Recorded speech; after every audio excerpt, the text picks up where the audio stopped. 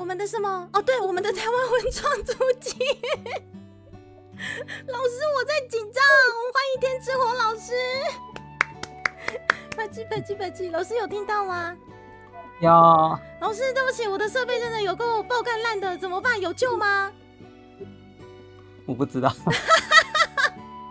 因为就是我前2天就是礼拜一的时候有跟老师讲说我 OBS 打不开，然后就是可能有进入那个什么安全模式吧，然后基本上就是我们联动的话，我都会把那个我 OBS 的画面分享给我们尊贵尊爵不凡的来宾，但是呢，我们今天不晓得为什么抓不到 OBS 的画面。哇，没关系，但是老师一贯淡定，没关系啊，我可以看那个 YT 就好啊，反正也可以看那个聊天室啊。老师，谢谢你。来，老师，你要不要自我介绍一下？我是天之火。好，然后好，然后非常，我只能说老师你不要看他就是谈吐非常的该怎么说？我觉得是温文儒雅，可是居然创作出了这么引人遐想的台湾 OL。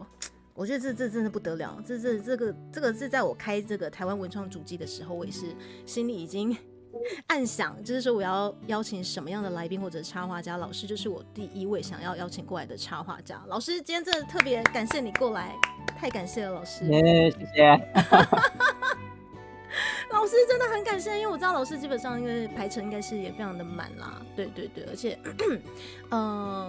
稍早像老师有说，今天可能不晓得会不会有一些状况的部分，这个老师要分享一下吗？还是说就是我们就带过这样子？先带过嘛，没有关系。好，没有关系。好 ，OK。那今天如果说就是真有突发什么状况的话，那我们就可以随时应变，那个没有关系的。好，谢谢大家。那请大家可能帮我们听一下我们的声音的 balance， 还有老师的声音还 OK 吗？请大家听一下，没有问题的话，我们就会开始进行我们这次的访谈了。面线们午安，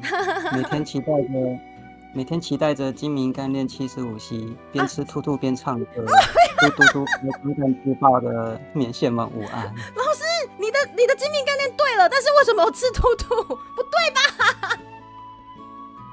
不对，老师你的吃兔兔，老师你旁边是有位大佬。然后威胁你要讲出诸如此类的台词，然后还架着你用刀，对不对？你跟我眨眼，是这样子吗 ？BGM 可以小一些 ，OK， 没有问题。那我们把 BGM 缩小一点哈。好，这样子应该是没有问题了。谢谢他娃娃，感谢。好，老师，你都知道本频道的那个，你到底潜水多久了？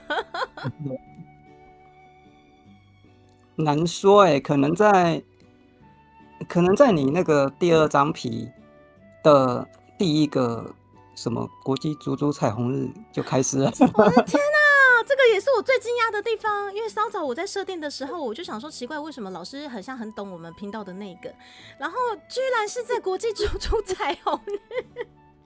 老师，你也是我老面线啊！我天哪，老师，而且。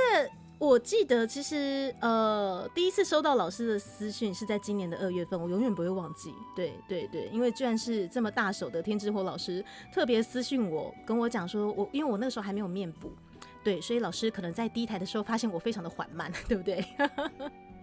对，就是对，所以那时候我其实收到讯息的时候，我手在发抖，我说哇靠，因为不夸张，真的啦，我跟你讲，我不夸张，因为老师的作品，相信大家怎么讲，最抓我们眼球的，绝对就是 OL 系列。当然，老师有其他的创作，但是 OL 系列其实就光是一幅画就可以抓住台湾人的心。我也是其中一位小粉丝啊。对，那就是因为这样子，我想说，2月份的时候，其实我那时候刚好就已经差不多要筹备我们这一次的访谈计划了吧，差不多，因为毕竟我是3月开始的。对，然后其实我那时候已经在纠结说，我想私讯给您，可是我不太敢。对，然后。没想到您就先私讯来了，那我还不快点邀请你过来？对啊，太巧了吧！真的啦，因为说真的，计划3月份开始，也就是说，其实我在过年的时候已经在想了，对啊，然后我就觉得说，插画家最想要邀请、最有代表性的，绝对就是火火老师。可是我就在想说，我到底要怎么邀请？想说，我要怎么介绍我自己？哎，就没想到你已经潜水很久了，对，是是是，没想到你潜水这么久，谢谢你，谢谢你，而且就是很贴心的，就是提醒猪猪说，猪猪有点缓慢这样子，对，哎，你是都会这么贴心的一一提醒，就是说您觉得就是说可能有一些状况的一些 V 朋友吗？如果看了一阵子，觉得他都没改善的话，我会提醒，我会试着去提醒这样。哦，不好意思，不好意思，都看一阵子没改善，就是我这样。是是是是是，有老师，我现在有流畅了吗？我现在看起来有流畅了吗？有吗？有吗？哇，流畅很多，很流畅很多。啊，谢谢谢谢，这里要感谢，就是我们观众有一位啊不，因为他本身也是个 B 哈，我们的茶猫哦，我们的猪儿子，对，感谢感谢，可以让老师看到流畅的猪猪了，好不好？老师，我改善了，我是好孩子吗？是，谢谢。而且你们知道吗？因为那个时候老师在2月份密我的时候，我就心花朵朵开，我就想说，哇，老师密我，而且我一直不知道老师你是男生，这个是我最意外的地方啊！老师，你知道我为什么会这么激动吗？ why？哎呦，因为怎么讲，我是啊，我不知道该怎么讲，我这样有点害羞。就是因为如果说我认知这个对方是女生的话，我可能在讯息里面会比较多啾咪啾咪、爱心爱心、粉红泡泡之类的。哦，可是我没有感受到。哦，真的吗？不好意思，不好意思，因为可能那时候我也在犹豫你到底是男生女生吧。对，所以我想说，对，但是啊，对，但是就是有一些谈吐，就是只有对女生会的，你懂吗？no。对，然后我就想说，我已经认知说您可能是个女生，但是那个时候可能没有太多爱心，或者是太多一些比较跟女生间的撒娇，是觉得说，我第一次私讯老师，我要保持我的矜持这样子。对，可是从那次之后，就是我觉得我有稍微提升一些啾咪啾咪跟爱心爱心，因为我觉得你是一个很亲切的女生老师，我就觉得很开心。对，我不知道老师有没有感受到啦。然后，但是在我就是正式邀约到您之后，我就很开心。然后我记得我7月份开始就是想说，快点来密集做个功课。然后我去翻了一下天之火老师之前的访谈，然后我才发现说你是男生，吓到。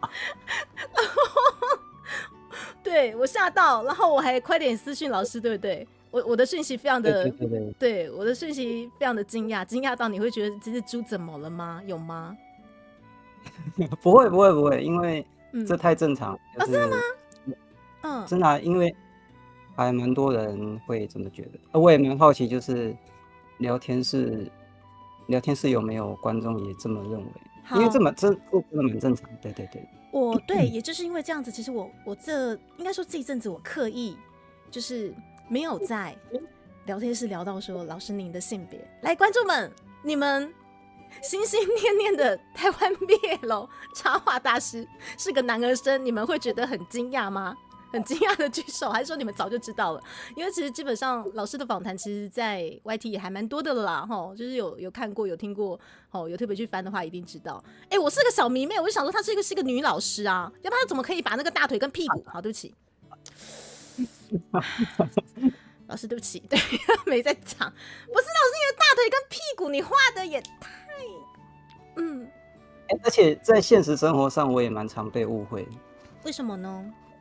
因为我留长发。老师你是哇老师好香，天啊，太香了，真的假的？老师你然后很有趣的是，如果我就是如果比如说我进去男厕，然后后面跟着一个男生，然后他就会愣了一下，然后退出来看这是男厕啊，好，对，这是男厕。老师在我们这边蛮正常的，我们这边还蛮多就是长发大佬了。例如今天我们第一位他娃娃，就是您有 cue 到他的那位他娃娃，对，他也是一个长发大佬，然后还蛮多的呢。对你欢迎您常来我们这边，我们这边非常多，非常暖，然后又非常该怎么说呢？对，相辅相成的一些长发大佬，对，但不是奇怪的相辅相成，老师你不用担心，对。没关系，我很熟，对。你很熟，老师。老师，那我可以问一下，您在网络上面有曝光过您的本人照片吗？不算是有。对，就是我自己没有，因为我自己本来就不会贴自己的照片。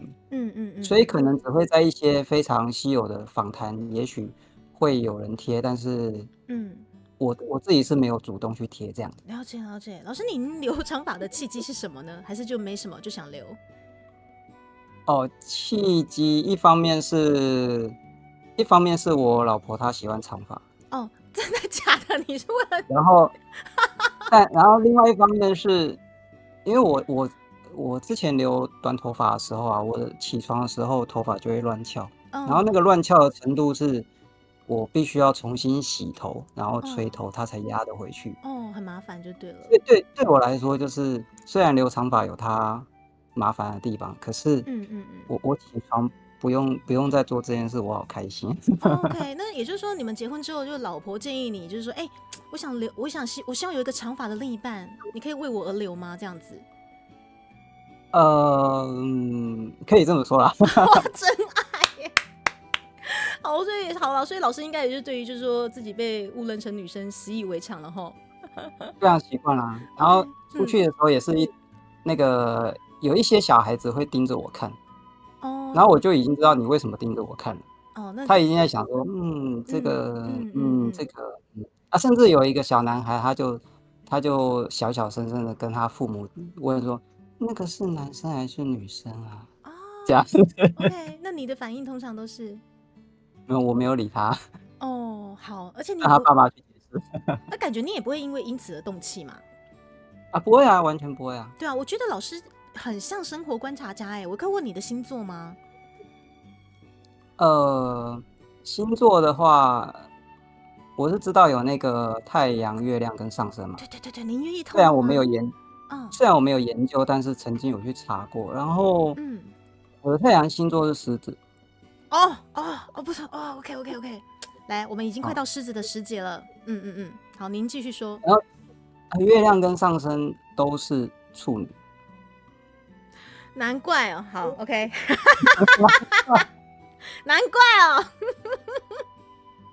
哦，好哦 OK， 所以你没有研究过星座，但是好哦 OK， 有人说你不像狮子吗？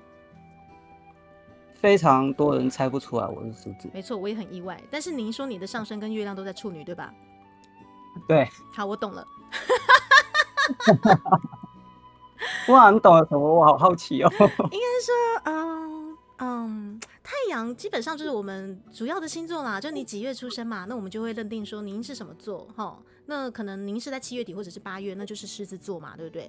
那朱蒂卡是5月30号，那就是双子啦，吼。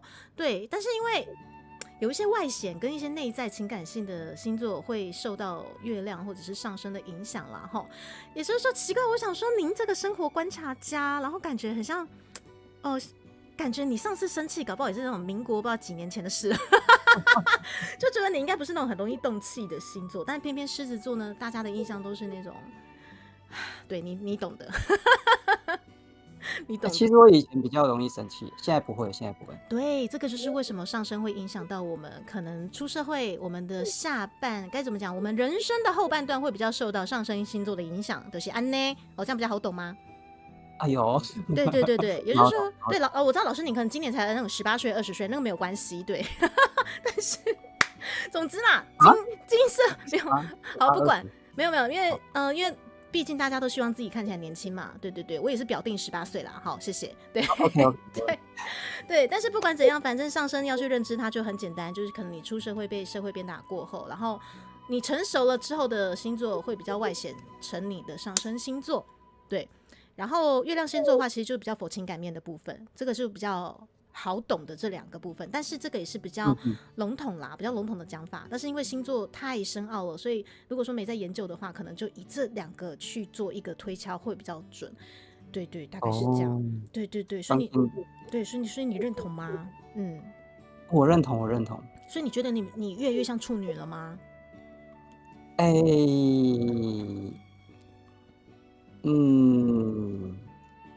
我不知道。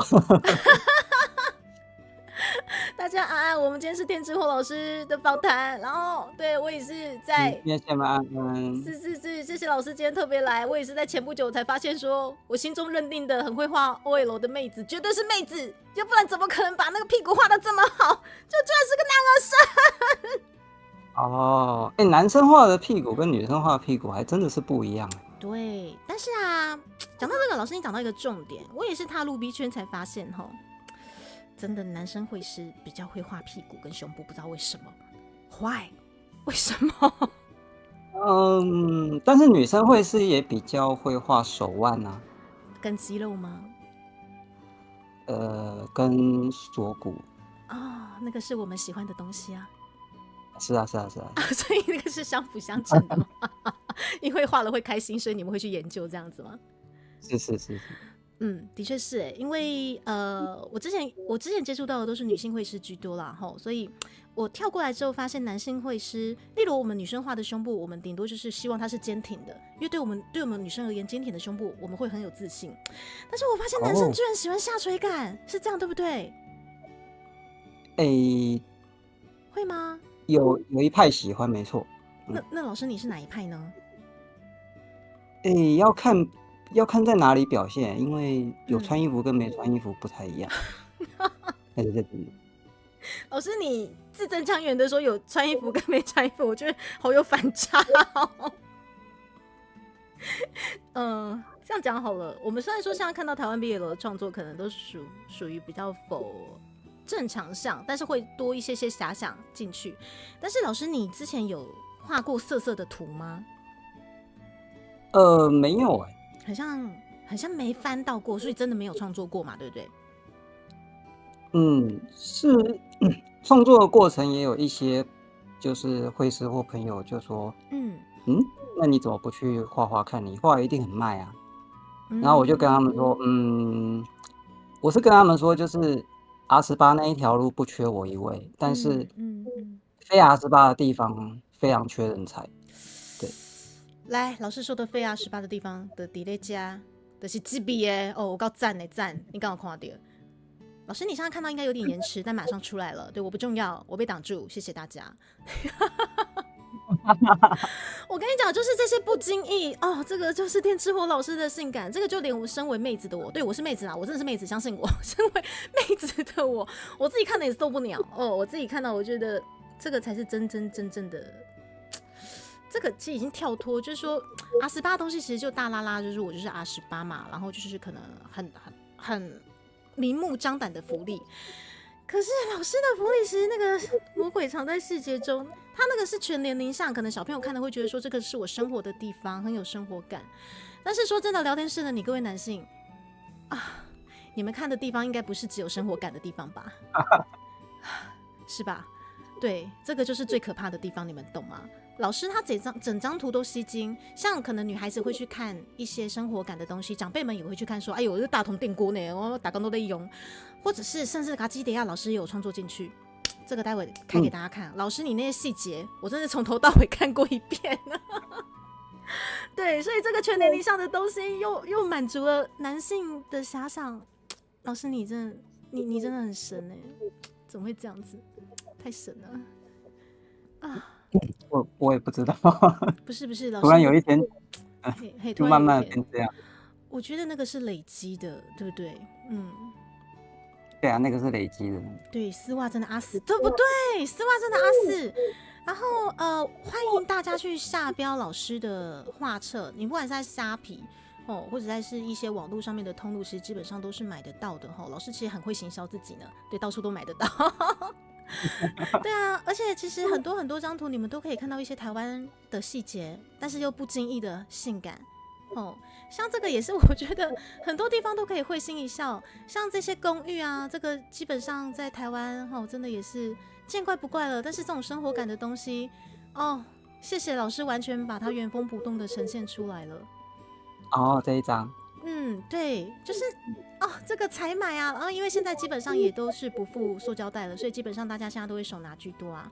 然后你开门也是很卡的那个对，就是这种生活感，有没有？超级赞的。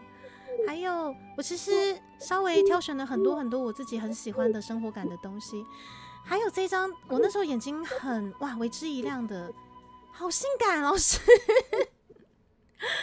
老师待会就会看到了，等我5秒钟你慢慢来没关系。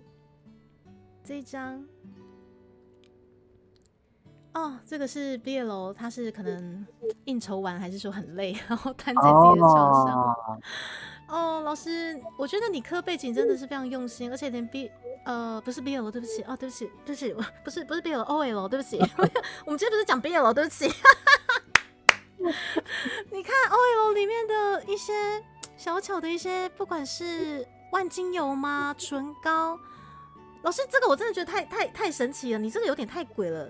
我是觉得你是不是有参考您老婆的包包，或者是说您老婆的一些姿态之类的？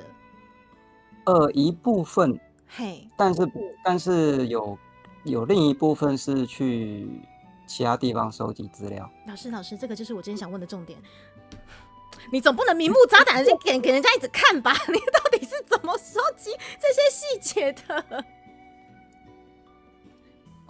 就是因为我其实曾经住商办区住了8年，有一段时间。然后我出去吃午餐，就是一直都看到这一群上班族。哇，太香了，太香了。对，然后就算不正眼看他们啊，就是稍微瞄一下，瞄了8年也够了。哦，也是啊，8年的时间。然后像包包的这些小东西的话，因为每个女生她都有自己的喜好，然后像我老婆她可能也不能代表就是多数人的喜好，所以有时候我资料是自己去搜寻。那像这个的话，我曾经去搜寻一个，就是有一阵子吧，大家很爱晒自己的包包，就是把东西都排出来，我就去搜寻那些，然后我就去统合说，大家到底最多有的是哪些东西，我只要画出那些，那准没错了。但是我觉得最鬼的是，你怎么知道我们 OL 可能赶着上班，然后三明治吃一半？你懂吗？因为那是我的经验。OK， 这不分男女都会发生。对，有很多事情不分男女，像很多骑车的经验也是我自己的经验。也是，例如说，讲到骑车，老师你在骑车方面其实也观察了很入微耶，而且不单单是，我觉得有些动作你有去研究过，对吧？比如说，其实我们牵机车好了，单单只是牵机车，可是就是那个牵机车的生活感，你可以完完全全把它体验出来哎。然后这个屁股对不起，这个屁股很香。这个屁股也是我很喜欢的一个弧度，我就觉得哇，就很生活感的东西，但是不经意的你就是都会不经意的把一些小福利放在里面，而且感觉又不是很刻意，这个才是最鬼的地方啦，真的。谢谢。不用谢谢，我跟你讲，我现在就是分享出来这些东西，因为我自己也很喜欢生活感、在地感的东西。你看我身上就知道了嘛，老师，对不对？对，从头到尾。对，所以就是对这些东西，我那时候是觉得说，很想问老师的是说，你在创作这些比较算是原创的东西，当时其实没有想过会这么红，对不对？会吗？没有想过回响会这么大。其实因为该怎么说，台湾原创基本上好像也不是那么好做，对不对？对，因为其实我觉得台湾在大概10几年前，不对，20年前的时候，有一种对日本风格的歧视感。我指的是大众。然后我画这些的时候，我最压抑的是，这个歧视感怎么突然消失了？结果我后来发现，其实也不是突然消失，是因为那个时候的人现在岁数也加了20了，所以这就是他们喜欢的东西，而不是我以前觉得那些会歧视这个风格的人在喜欢这些东西。原来如此。对，就是讲白了，就是小时候看日本动漫的那些人也都长大了，对，甚至有些去当天使了。是。的确，你跟我感受到的是一样的。也就是说，其实小时候不晓得为什么我们生活周遭总是大家都很推崇日配，然后看台配都会觉得说是怎么了？大家为什么都很像不太去接受，甚至就会很否定，甚至做比较嘛，吼。对，然后我也是长大之后才发现说，奇怪，我身为台湾人，为什么我没有办法像日本人或者是韩国人骄傲的把我自己身边的东西画出来，或者是很骄傲的说啊，我们台湾的文创怎样怎样，他们都可以讲得朗朗上口，然后很骄傲、很自满。可是我们台湾人怎么老是就是会觉得很可惜，就是明明生活周遭有很多很有趣或者是很棒的东西，甚至日本人都会特别来台湾拿嘎基迪亚回去。我觉得为什么这些东西我们台湾人自己不喜欢？我突然察觉到这件事情，我突然觉得好可惜。但我不得不说，台湾的东西比较难随便画的好看。对对，你说到重点，所以我才觉得你超神的。你知道你超神的吗？我承认，因为其实光是机车就有够难画的。没错，哦，对，而且因为我为了画机车练了非常多速写，这样。应该是说老师为了抽，应该说我觉得你很厉害的是说你确认自己要创作这一个风格的时候，你甚至在初期的时候，很像有认知到自己是不是有一些东西不够，然后你再回去磨练，对不对？对啊，对啊，因为我刚开始想要，这个系列其实很模糊的印象，在非常久以前就有。对，那个时候就只有很模糊的印象，就是我想要画一个OL 牵机车，没有了，就是没有再更多。但是其实就是连那个画面，当时我也没有办法好好的画出来。所以这个 idea 其实我又放了好几年，然后等到我觉得好像该要画的东西都会画了，那我来试试看好了。而且契机的确是说，我那时候在那个 P 站吧，就是很大的那个绘师的网站，我想要来搜寻看看，因为我就有一天被雷打到，就是因为那上面充满着美少女啊，都是那个日本的学生嘛，然后我就搜寻看看到底那有没有台湾的东西，结果就发现没有很正常嘛，那我再搜寻看看有没有 OL 的东西，结果为什么没有 OL？ 我百思不得其解，因为 OL 它是广告界的非常该怎么说，非常当红的 tag， 但是在创作界没有。然后我来画。OK， 哇 ，OK， 老师你说到重点了，没人画我来画，超屌。有一件事情非常的巧合，我只能说，有些人会说这是大宇宙意志，就是在因为我是2016-17差不多那时候开始的，然后那时候的 P 站的那个 OL的 tag 其实没什么人在用，然后因为我有去做过整体数据的那个调查，然后在2016到18年之间 ，P 站的 OL 的这个 tag 成长了数十倍，哇哦！然后除了我之外，无独有偶的，日本有2位画家也帮这个 OL tag 推了上去，一个是那个星期一的丰满，然后一个是那个就是就是他娃娃，给自由品的大娃娃。对，然后一个是那个幽姆。OK， 那我好奇的是，你们彼此都知道彼此吗？他也知道你这位会师对吧？那时候其实一定知道，对。那你们有正式交流过吗？目前我跟他们没有，毕竟隔了一个语言。但是另外2位的话，他们有合作。那你有没有思考过？搞不好未来有一个机会，日本跟台湾的 OL 做一些什么创作之类的？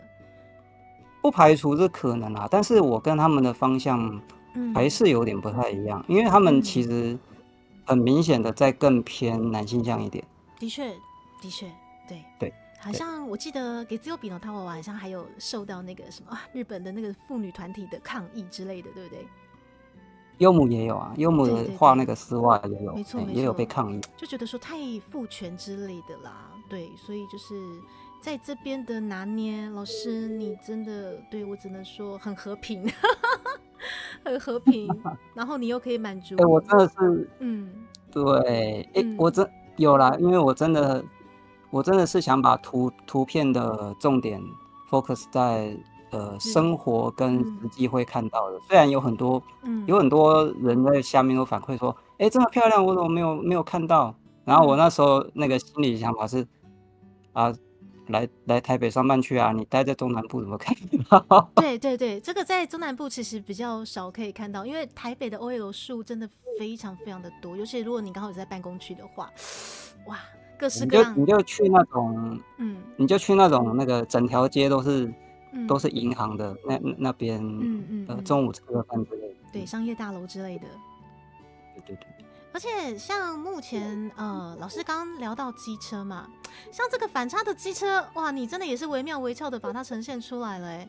机车的部分你要创作这一类的创作，你到底观察要多细致多入微啊？这个已经不是，我觉得这个已经不是说你观察一下就可以解决的。难道你没有取材过吗？照相之类的？会啊，会去照相啊。但是你又不能然照得太后这也你说，这也是自己有些也是自己的经验啊。比如说我也骑过烂车啊，所以那些补丁，对，那些补丁我也是先去机车行之后，机车行老板说啊，你这个壳怎么这样子啊？我来帮你补一补啦。对对对，这有时候是自己的经验。然后路边其实停了很多很多的车，我随便拍照应该没关系啊。当然啦，就是我知道，对对对，我会去拍一些照这样子。但是如果说是直接对 OL 们明目张胆的拍照，应该就比较没办法吧，对不对？这个不行。这个可能就是真的会被人家当成怪怪的。我的天哪，8年下来，说真的啦，8年下来的观察，你觉得够了吗？还是说还是有些不够？还是要继续观察，因为大概每3-5年的那个穿着的风格都会有一个转换，这样子。对，而且新的东西一直过来，他们的生活习惯也会随着新的东西，然后做一些不一样的改变，这样子。对啊，手上戴的东西也会变啊，身上戴的东西也会变。而且对，这个就是与时俱进的这个创作真的是太神了。老师目前创作下来了，筹备期到现在，哇！其实你们不要看老师这个感觉像台上10年功，其实老师他已经，老师你筹备不止10年了吧？我觉得有这个想法到目前为止，算一算，10几年去了，天哪！有没有觉得就是说，很像我们在看那个黑白连载漫画，有没有？就是可能一个老师的人生，对，一个老师的人生，我们花了1个礼拜，然后就把它看完了，这样子。对。老师，你有憧憬的漫画家或插画家吗？憧憬，最早以前是喜欢富坚义博的漫画，最早以前。对，然后那个时候我也不排除要去画漫画，但是插画跟漫画这2条路，我曾经做选择。可是其实我后来发现，我对于说故事这件事情没有非常的有感觉，所以我后来就选择插画，因为漫画非常需要说故事。对，而且说故事其实好难哦。对，说故事。对啊，对，说故事真的超难。对，而且这个也是我自己很佩服插画家的部分，因为反而是我自己接触漫画产业的时间是比较多，所以我也常跟我观众分享说，像老师这一类厉害的插画家，你们对于光影，你们可以就是信手拈来，可是对于漫画家而言，我们可能常常会就是看着自己的原稿，然后这边脑筋转圈圈，一整个下午还不晓得。对，你懂吗？就是隔行如隔山。我懂。你应该也看过插画家跑去画漫画，然后很悲剧的。有啦，就会变成说你到底在讲什么？图很美，超美，对。你就会发现他只是把一堆插画连起来，然后放上台词。没错。然后你就会很气愤说：“这不叫漫画。”就是会知道说他是插画家转身的，就会觉得说他对，非常明显。对，就是他可能大场面画得很美，可是我完全不晓得他想表达什么。对。对啊，所以其实我觉得真的是隔行如隔山啊。老师，所以我想请问你是科班毕业的吗？是。那基本上你从小就已经觉得说，想要就是可能试着尝试这一条路看看，才选这些可能美术吗？或者是一些相关科系这样子？其实应该是单纯的喜欢画图。我觉得我身边有很多就是经营起来的绘师，他们的成长历程也都差不多，就是我们我们一路上就是只因为喜欢画图，然嗯，后也没有特别设定说哦，我一定要成为什么什么什么，就是对，嗯就是很自然很自然的，就是这边努力一下，那边努力一下，怎嗯么变成插画家？累积累积再累积，对，不知不觉就成就了现在的天之火老师。对，对对，其实我觉得有些创作跟一些人脉嘛，跟一些运气，其实也是息息相关的吼，有没有觉得？有啊有啊有啊，像没有错的话，我记得老师很像在踏过来这个插画产业之前，像也在游戏公司待了大概6年了吧。嗯，然后那个时候你可能也没有想到说，哎，要踏过来做个插画家，你可能就是先努力的钻研自己，就是现在可以做的事情之类的吧。对啊，那个时嗯候那个时候就是想做游戏啊，嗯嗯，嗯，然只后是嗯只是游戏那边也是不太好做，毕竟游戏是一个要合作的东西，然后台湾嗯，人台湾人比较擅长自干，嘿，哎对，所以对于团队合作这件事情还有一段漫长的路要学习，这样，而且我觉得老这也是师你，为什么，你嗯说，嗯啊。我觉得这也是为什么，就是以前的台湾游戏界曾经有人力有资源，但是好像没有什么代表作出现。我觉得蛮嗯大一部分出在合作没有经嗯。验这样子。这个嗯，很可惜。对对对，其实大部分我觉得台湾的 IP 是很优秀的啦，但是有时候团队就是可能没有办法太持久，或者是说中间有出了一些什么东西，然后加上容错率好像又比较低，所以放弃的又很快，会这样子吗？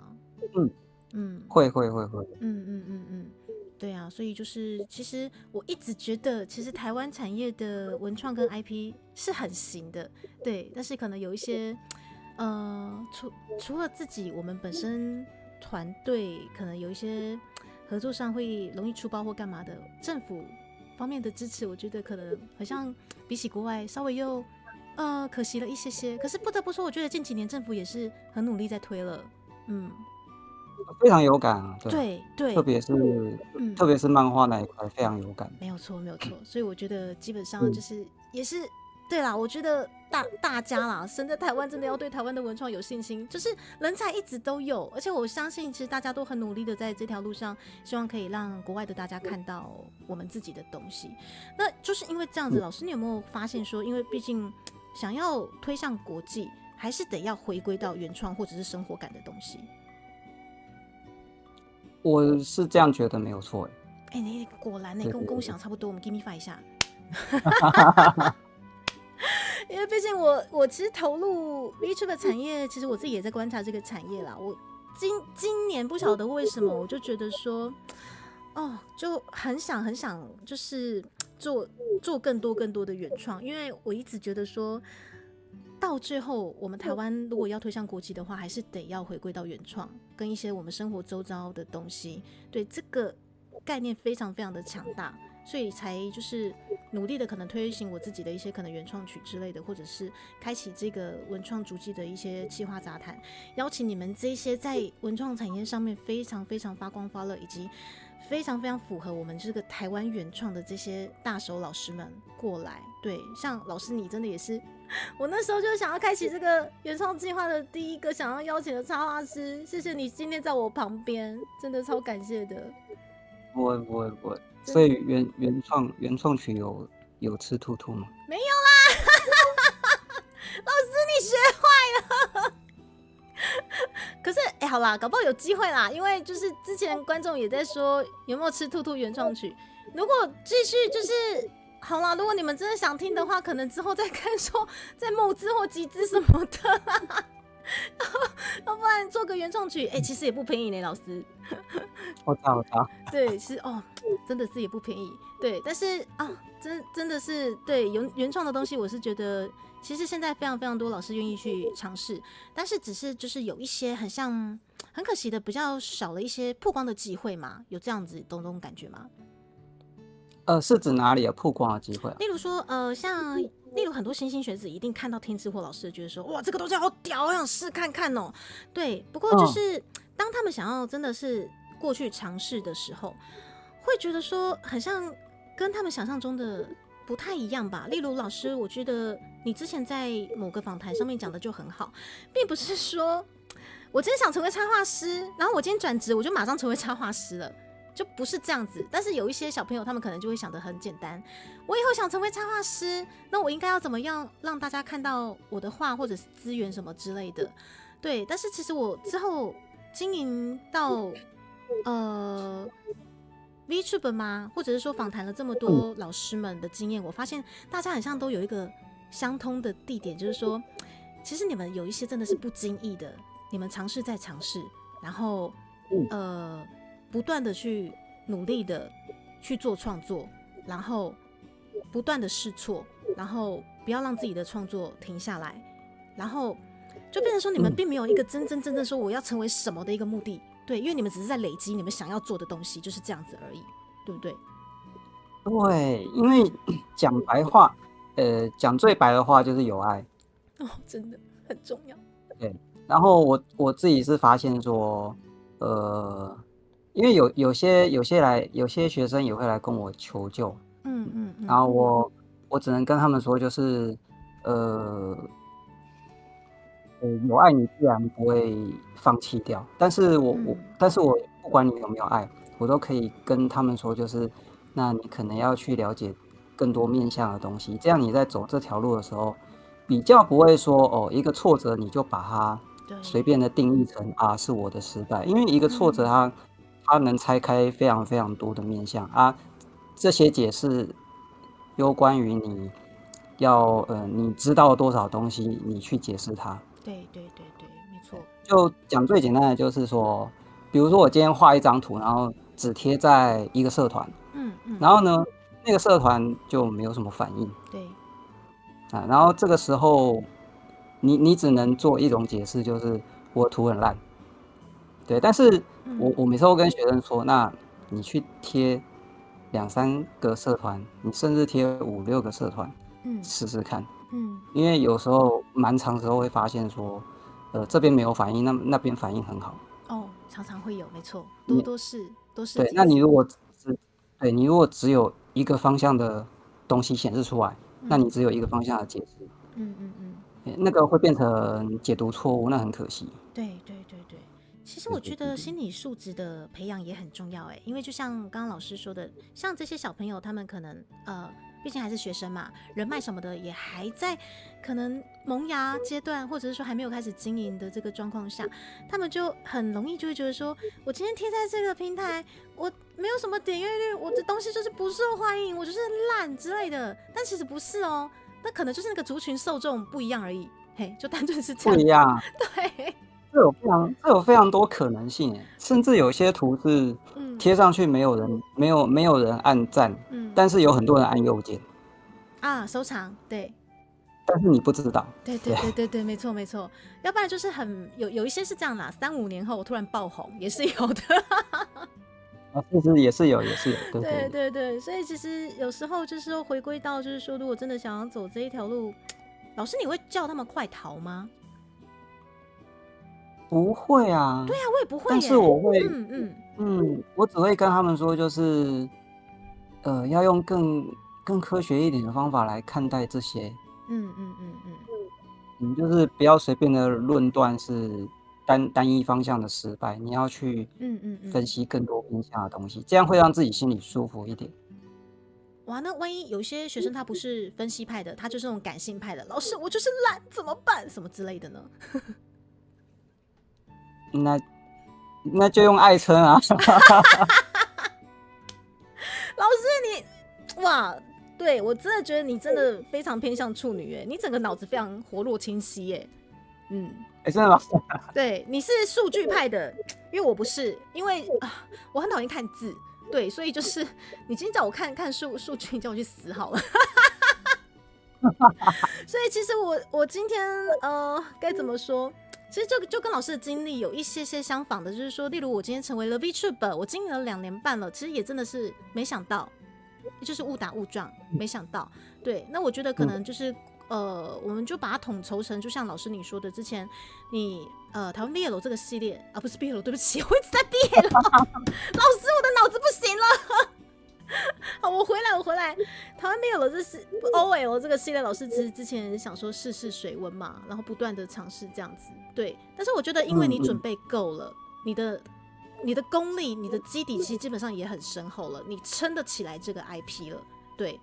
那猪猪的部分其实是没想到会跳过来，因为那个是真的也是误打误撞，刚好好朋友就是觉得说过来试看看吧，对。然后我觉得刚好可能也是累积了一些能力或者是人脉，然后跳过来，我也想说不然就试看看，不然其实我一开始进来这条路的时候，我其实也不敢专职的开台，我其实那时候也算是有一半在接插画的案件之类的，对，对，所以其实就不断的试错，不断的试水温，发现很像真的有办法养活自己的时候，才有办法真正的变成专职这样子，但是我一开始听我就觉得你超适合开台，真的吗？你真的超适合开台，你不会也以为我是某个那个流水席主持人转身的吧？我可能不止流水席主持人，要不然呢？各种主持人。其实没有我其实刚刚在 setting 的时候，老师其实有很可爱的问猪猪说，之前是不是有类似的训练的经验？我说没有，老师你真的是哇太高估我了，猪猪之前就是真的是个没有像老师画的这么厉害的画图社畜。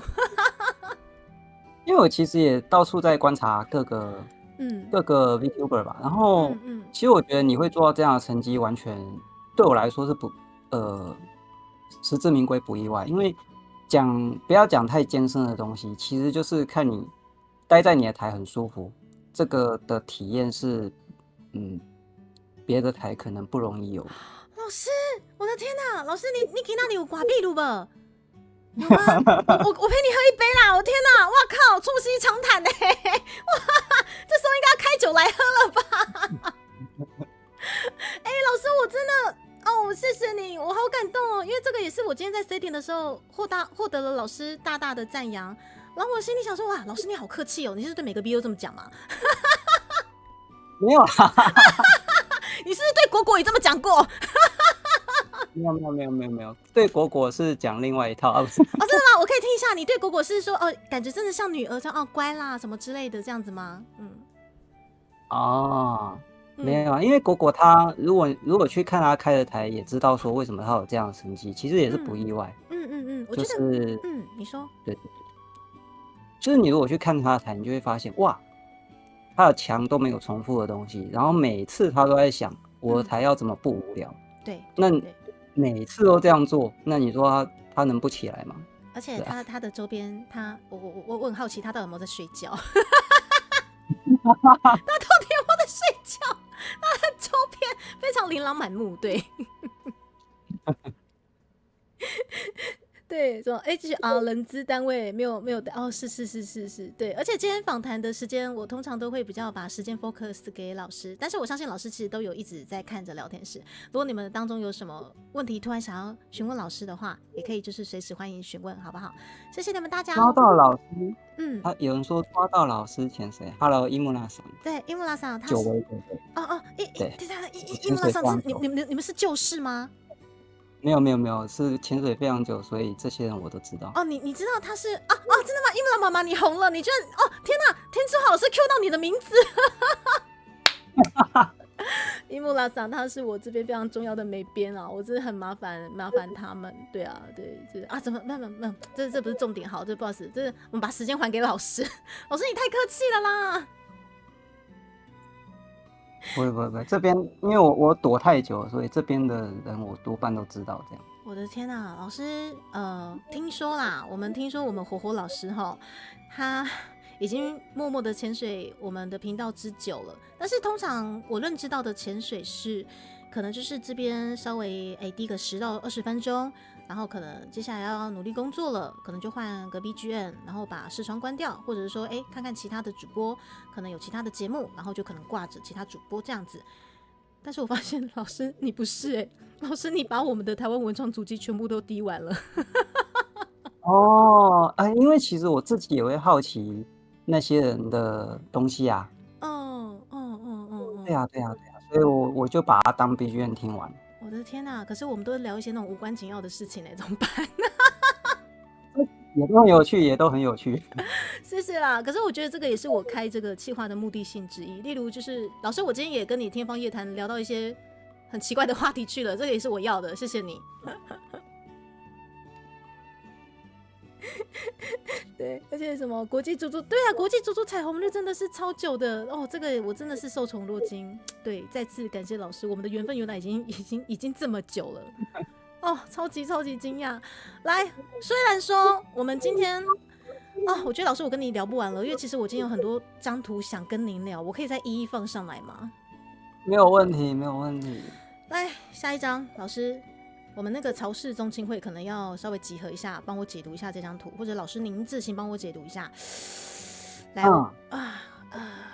请问这个是为什么会牵涉到曹氏宗亲会？到底是哪一张图？没关系，老师您带我就看到了。这个，请问这个是某个太太的屁股吗？这个这个真是太香了。对，这个原来是紧握扶手站稳踏阶啊！对，紧握扶手站稳踏阶。不过这个太太的屁股，请问这个是太太对吧？对。这个太太的身材保持得真好呢，老师。是啊，确实有看过啊，对。哦，是。其实我觉得，不得不说，这个不是南北柱比较，但是不得不说，北部的太太们真的我觉得算是比较善于保持身材吗？还是说，可是这样我不是在歧视南部中部，不是，我身为大高雄工业国，我没有歧视，只是可能会比较注重。好，我们说注重好了，您觉得呢？但是上班族北部的人口也多很多啊，所以如果你用大数据来看的话，确实多很多啊。的确是齁，这个太太们超香的。对啊，我只是觉得老师又是这样，而且北部这边的人比较思考上可能比较为自己而活啦，所以有很多人就算当了妈妈，她也是尽量维持自己的不管是身材还是健康还是什么，其实都很维持这样子。但我倒觉得那个算是一件好事情体态之类的保持好之类的。对，反正男生们比较不会去保持。对，台湾的如果说要保持体态的话，我倒觉得女性比较勤劳，不知道为什么。如果你们有空去看那个公园的那个阿伯阿桑都在干嘛的话，你就会发现说，跑步的都是阿桑，对，然后阿伯在干嘛？挤在旁边下棋，要不然就是可能站起来啊，晃一晃自己的手啊，拉单杠啊，就这样子。对，好酷哦！这个也是老师你观察到的吗？对啊，这也是观察到。好酷而且还有很多细节，然后我一一开给你们哦。我觉得老师很妙的是说，你除了观察就是台湾街景，我觉得大家都已经算是基本上你已经是呈现这些街景的天花板了。不过有一些细节在特殊的一些部分嘛，来这个，我们女生常常在机车做什么？这个算是老师对聊天室居然在玩大哥哥。对，那你们习惯就好。老师他们有时候会就是开启了一个奇怪的按钮，然后就停不下来。没有问题。开启了奇怪的按钮，对。但是如果欢迎老师随时跟他们互动，我们今天真的是非常的 free 然后这个就是我们可能身为我觉得不止 OL 爱漂亮的女生都会做的事情啊。你拿的是我还没有修正过的版本。没关系，因为我这一张你说我这一张在画的时候啊，你猜我被女性朋友说我画的地方哪里怪怪的？哪里怪怪的？好，我们来看一下哦。有修正跟没修正过的版本，哪里怪怪的？女性朋友特别跟你说哪里怪怪的？这张图有个地方怪怪的啊！我的天哪！我看一下，这个有趣。聊天室的大家，你们帮我看一下。我身为女性，我要是揪不出来，我就不是女人。我怎么办？可是我觉得我揪不出来，怪怪的。有可能你这跟你的经验不太相符，所以你没发现。怎么办？老师，我开车太久了，很久没骑机车了。嘿，我在大高雄工业国很讨厌骑机车，我都开车。镜子角度口红吗？唇蜜，可是他用的是唇蜜，没有错啊。嘿，那个唇蜜太大支，是吗？我后来去搜寻，好像真的被我画大了。哦，可是我会单纯觉得说这个是透视的关系，哎。哦，因为他在前面，可是他的手没有特别大。哎，说的也是。哎，怎么办？我不是什么，我不配身为女性。我感到万分的抱歉。我就觉得其实即使他真的是大唇蜜，我真的也觉得也还好哎。对啊。哦，那可能有些人他的经验是，就是他用的都是小唇蜜吧，所以他才会这样讲。好啦，的确，它这个比较像是睫毛刷或者是刷眼影的那些工具。可是对我而言，我觉得还好。我其实也是曾经有这么大过的这个唇蜜刷啊。好啦，小地方小细节，但是我觉得很棒，老师有观察到，而且甚至愿意去修改。哎，我们这张图是老师修改以前的纯正的100%的，对，非常非常纯的稿件这样子。唇蜜的头大概跟棉花棒大小，但是我对，我们这个是我们 Double 老师非常专业的音乐老师也出现了。好，各位人夫们集合了 ，OK， 我们是曹氏宗亲会集合，但是我们这边是人夫集合。老师，你知道我们这边很多人夫吗？我知道啊。谢谢你的潜水，你也是人夫之一了，请问你作何感想？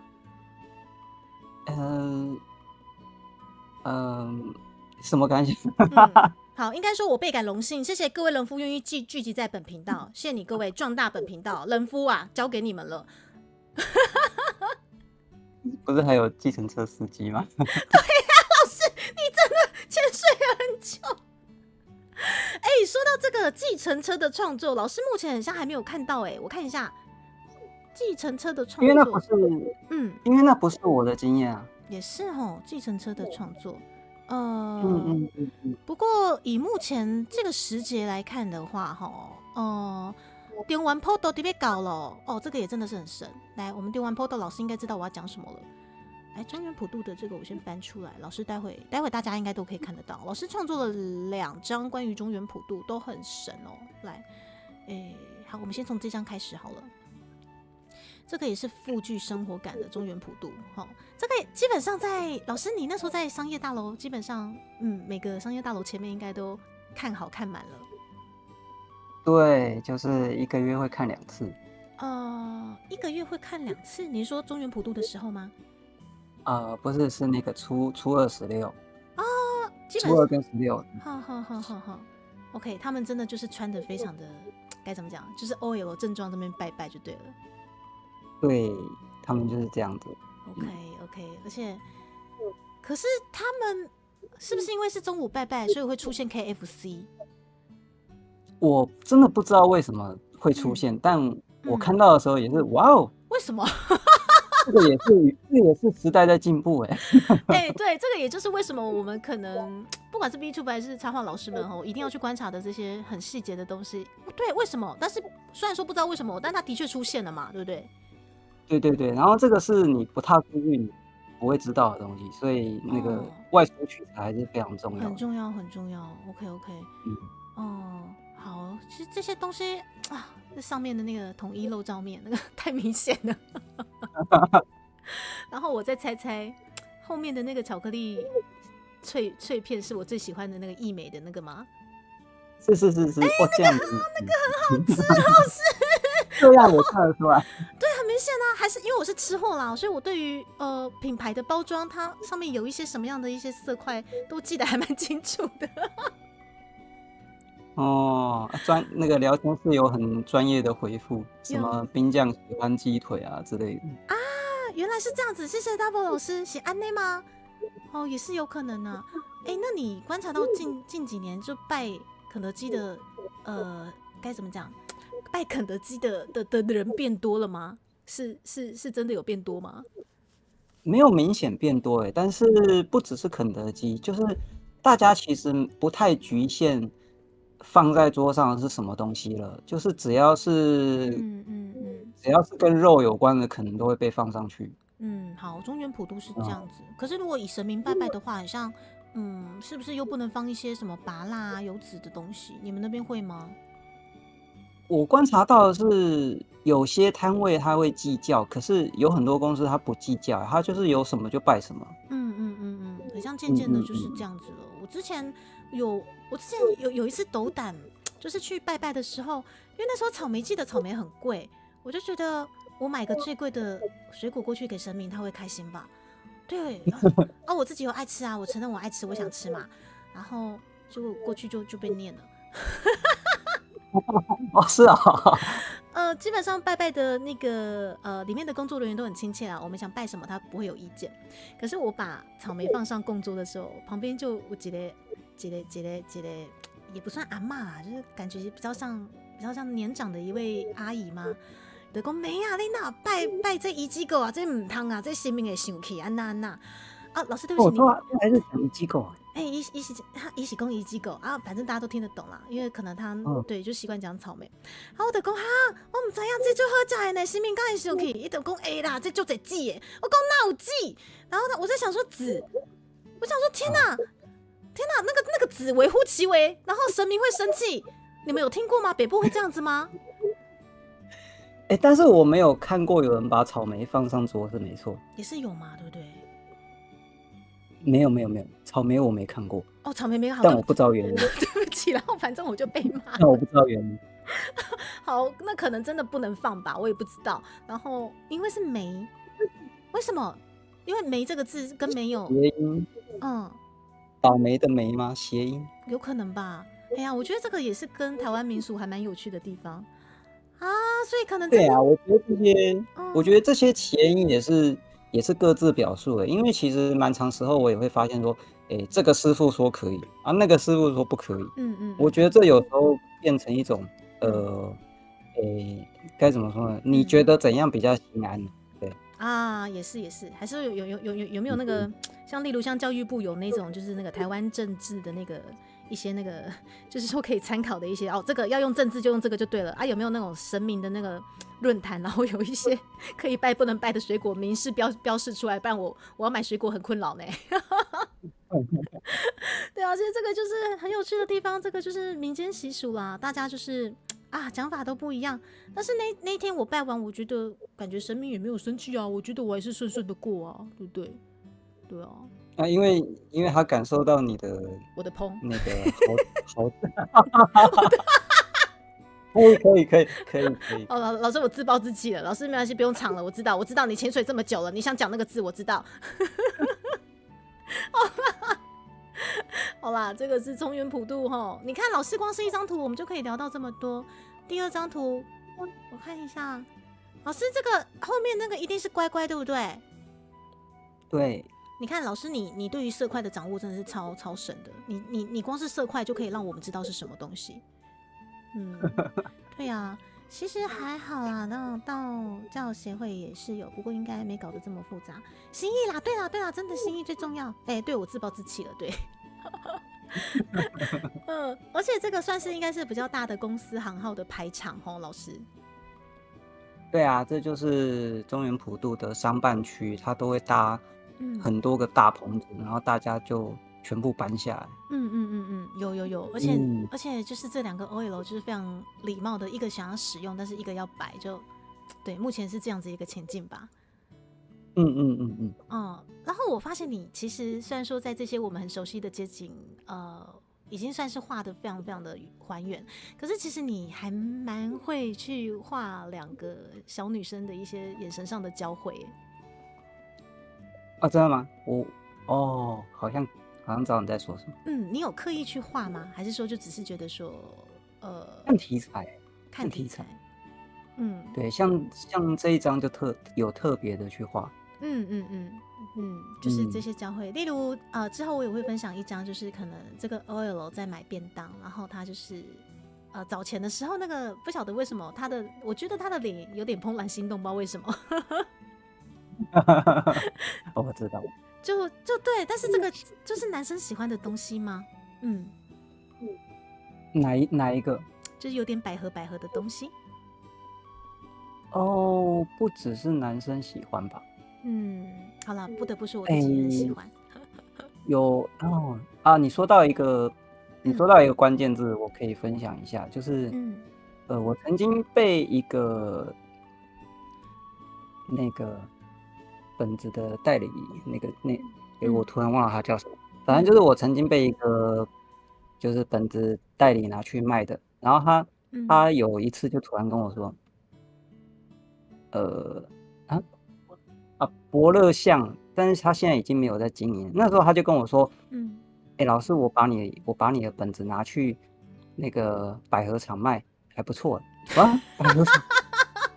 然后我就思索了一下，好，我的确没有违反常规，对，可以。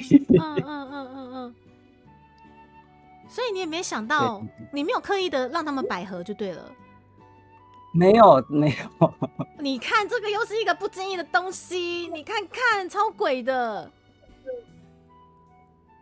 这就是正常互动啊！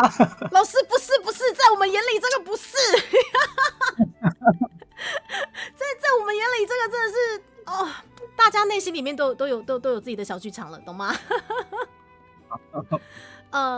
就是可能如果不看百合的，他们没有办法吸收到百合，但他们会去看黑丝。以及老师，我觉得你有一个很鬼的地方，就是我们女生可能怎么讲，这个窄裙做久了，她屁股后面的皱褶，你也把它画出来了。你有观察到对不对？蛮常看到的。对，就是我们女生其实我们会蛮 care 那块它不平整，可是那个就是非常生活化、很真实的东西，那块很讨厌，可是它就真的在。那一块其实蛮长时候看起来不好看，但是我不能真的画的不好看。我要画出那个东西，但我不能画的不好看。没错，这是身为插画家的那个要做的事情。对，对，这个就是老师你拿捏的，我只能说刚刚好。可是那里其实蛮多女生就是看的会觉得很烦啦，因为就是特别是那种有点那个什么，处女座人家说什么，那个什么症啊，龟毛对，或者是完美主义者吗之类的，强迫症的女生或者是男生看的其实都会觉得不太舒服。有，但是你又稍微把它平复了一些了，有。好，好，这么说，老师看了8年的 OL， 其实老师说还不够哦，还要继续观察哦，老师。是还要继续观察。对，那老师你目前一样都是住在这个商办区吗？没有，所以我有时候会跑回去商办区吃饭。我们这个真的是学术研究，真的是学术研究，老师对不对？对，非常没有什么问题。对，的确是学术研究。我们老师画出了这么棒的这个 OL 的这个台湾的这个景，这绝对是为了学术研究，这个是完全不用怀疑的。要是你们某一天在台北某个商办区看到了一位貌似气质的一位男性，搞不好高级便会是田志火老师，就坐在商办区。请问老师，你都在商办区的哪里用餐？各个店里都可以啊。你最常光顾的店有吗？要透露吗？没有就是各种店我都会去吃西餐或者是商业午餐，或者是一些可能小摊店也会啊，路边摊也会啊。是。说到小吃店，老师这个小吃店也真的是超鬼的。我翻一下哦，我整理在我看这里。有一张那个小吃店的那个银色的筷子，还有一些那个，等一下，太多图，老师你太多图了，你等我一下，不好意思哦。老师你应该知道我在讲哪一张。银色筷子我大概知道是哪一张。对，就是一个 OL 在吃那个台湾的卤菜什么之类的，不过没关系。银色筷子有2张，其中一张是单一一个人，没错。对，等一下哦。这个也是。那个银色筷子也是当初我画的时候，我就觉得奇怪，我画的怎么不像？然后我就去看了一下真正的银色筷子摆在那边。有些东西真的是要看才会知道自己画错。它的那个银色筷子的那个亮光啊，全部都在上面。就是最顶的那边。可是我们的画插画的时候，我们嗯有时候会假想它的光影可能是边边，银色的一分嘛，嗯那就是边边一整条嗯嘛。嗯可是嗯嗯，去观察实体物品，就会发现，哎，不是这样子，难怪我觉得好像看起来不像。难怪哦。有这个就是真的是光影上的细节。老师，我找到银色筷子了，不过因为这边太多中原普渡拜拜的饼干了，老师你可以让我猜一下吗？诶，可以啊，可以啊。这位站着的 OL 的屁股，好，我不是故意讲屁股，但是他真的在屁股旁边。对，屁股旁边的最左边是乖乖，对吧？对然后乖乖后面是多利多姿，对吧？对，好，然后多利多姿后面这个我看一下哦。然后这个什么粒啊？等一下，这个是什么饼干？什么粒？老师怎么办？老师还是说这个是你随便画的？有可能，有可能。啊，OK，我以为老师可能就是，但是基本上你都已经够还原了。然后我是不是还有看到韩国泡面？有吗？韩国泡面可能有哦。诶，插旗子的那里是吗？嗯，应该是。哦，我的天哪，我真的都猜对了吗？嗯嗯哦，我只是很好奇，老师你到底这些都是你喜欢吃的点心吗？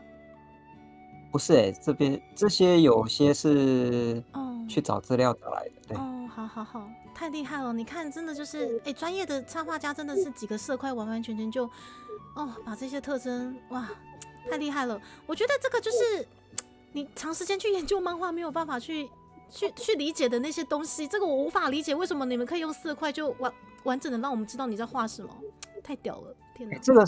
这个是插画最后一个坎，没错。哦，真的就吗？是我以前，嗯对啊，因为我以前自己还是嗯那个小丑的时候，那时候我也是看到一些嗯非常资深的，我就想说奇嗯，怪，你又没有画几笔，为什么它会像啊？我就跟着撇几笔，奇怪为什么我看起来像没画完？就是那种感觉，就是想说奇怪，为什么？对，到底是怎么做到的？对啊，所以这个也是老师哇，你花了好长的时间研究出来，这个就是老师的生财工具啊，你知道吗？这个就是专业啊，是不是？是。对啊，哇，隔行如隔山。中间那个是金牌吗？是哦。嗯，中间那个金牌，对，啤酒，对不对？对啊，你看，然后我们现在秀出来的就是这个小刺探的这个细节，我们目前在YT 应该有看到了吧，老师？有，就是这个老师刚刚讲的那个，我们在对啊，就像可能我自己因为如果说我要涂颜色的筷子，我一定也是像老师刚刚讲的，我会把亮光上在边边嘛，对对啊，然后结果就像老师说的，结果去观察才知道说，那个亮光是在顶部这样子，对。对啊。OK， 就是这些不经意的东西，我们哇，身在台湾每天可以看到的东西，经过老师之手，然后香到不行，然后甚至大家都觉得很百合。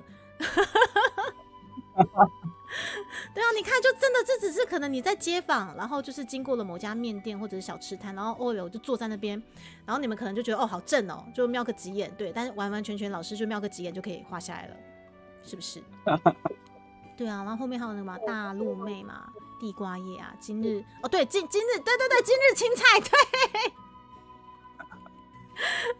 好生活化哦，超级生活化啊！这个真的要很有爱哦，就像老师说的，你这些东西其实因为你不晓得市场能不能接受的状况下，那你就是累积你想画的东西，然后一次出去才知道说，哇，原来市场是否真的可以接受？因为有些东西你不是真的不知道吼。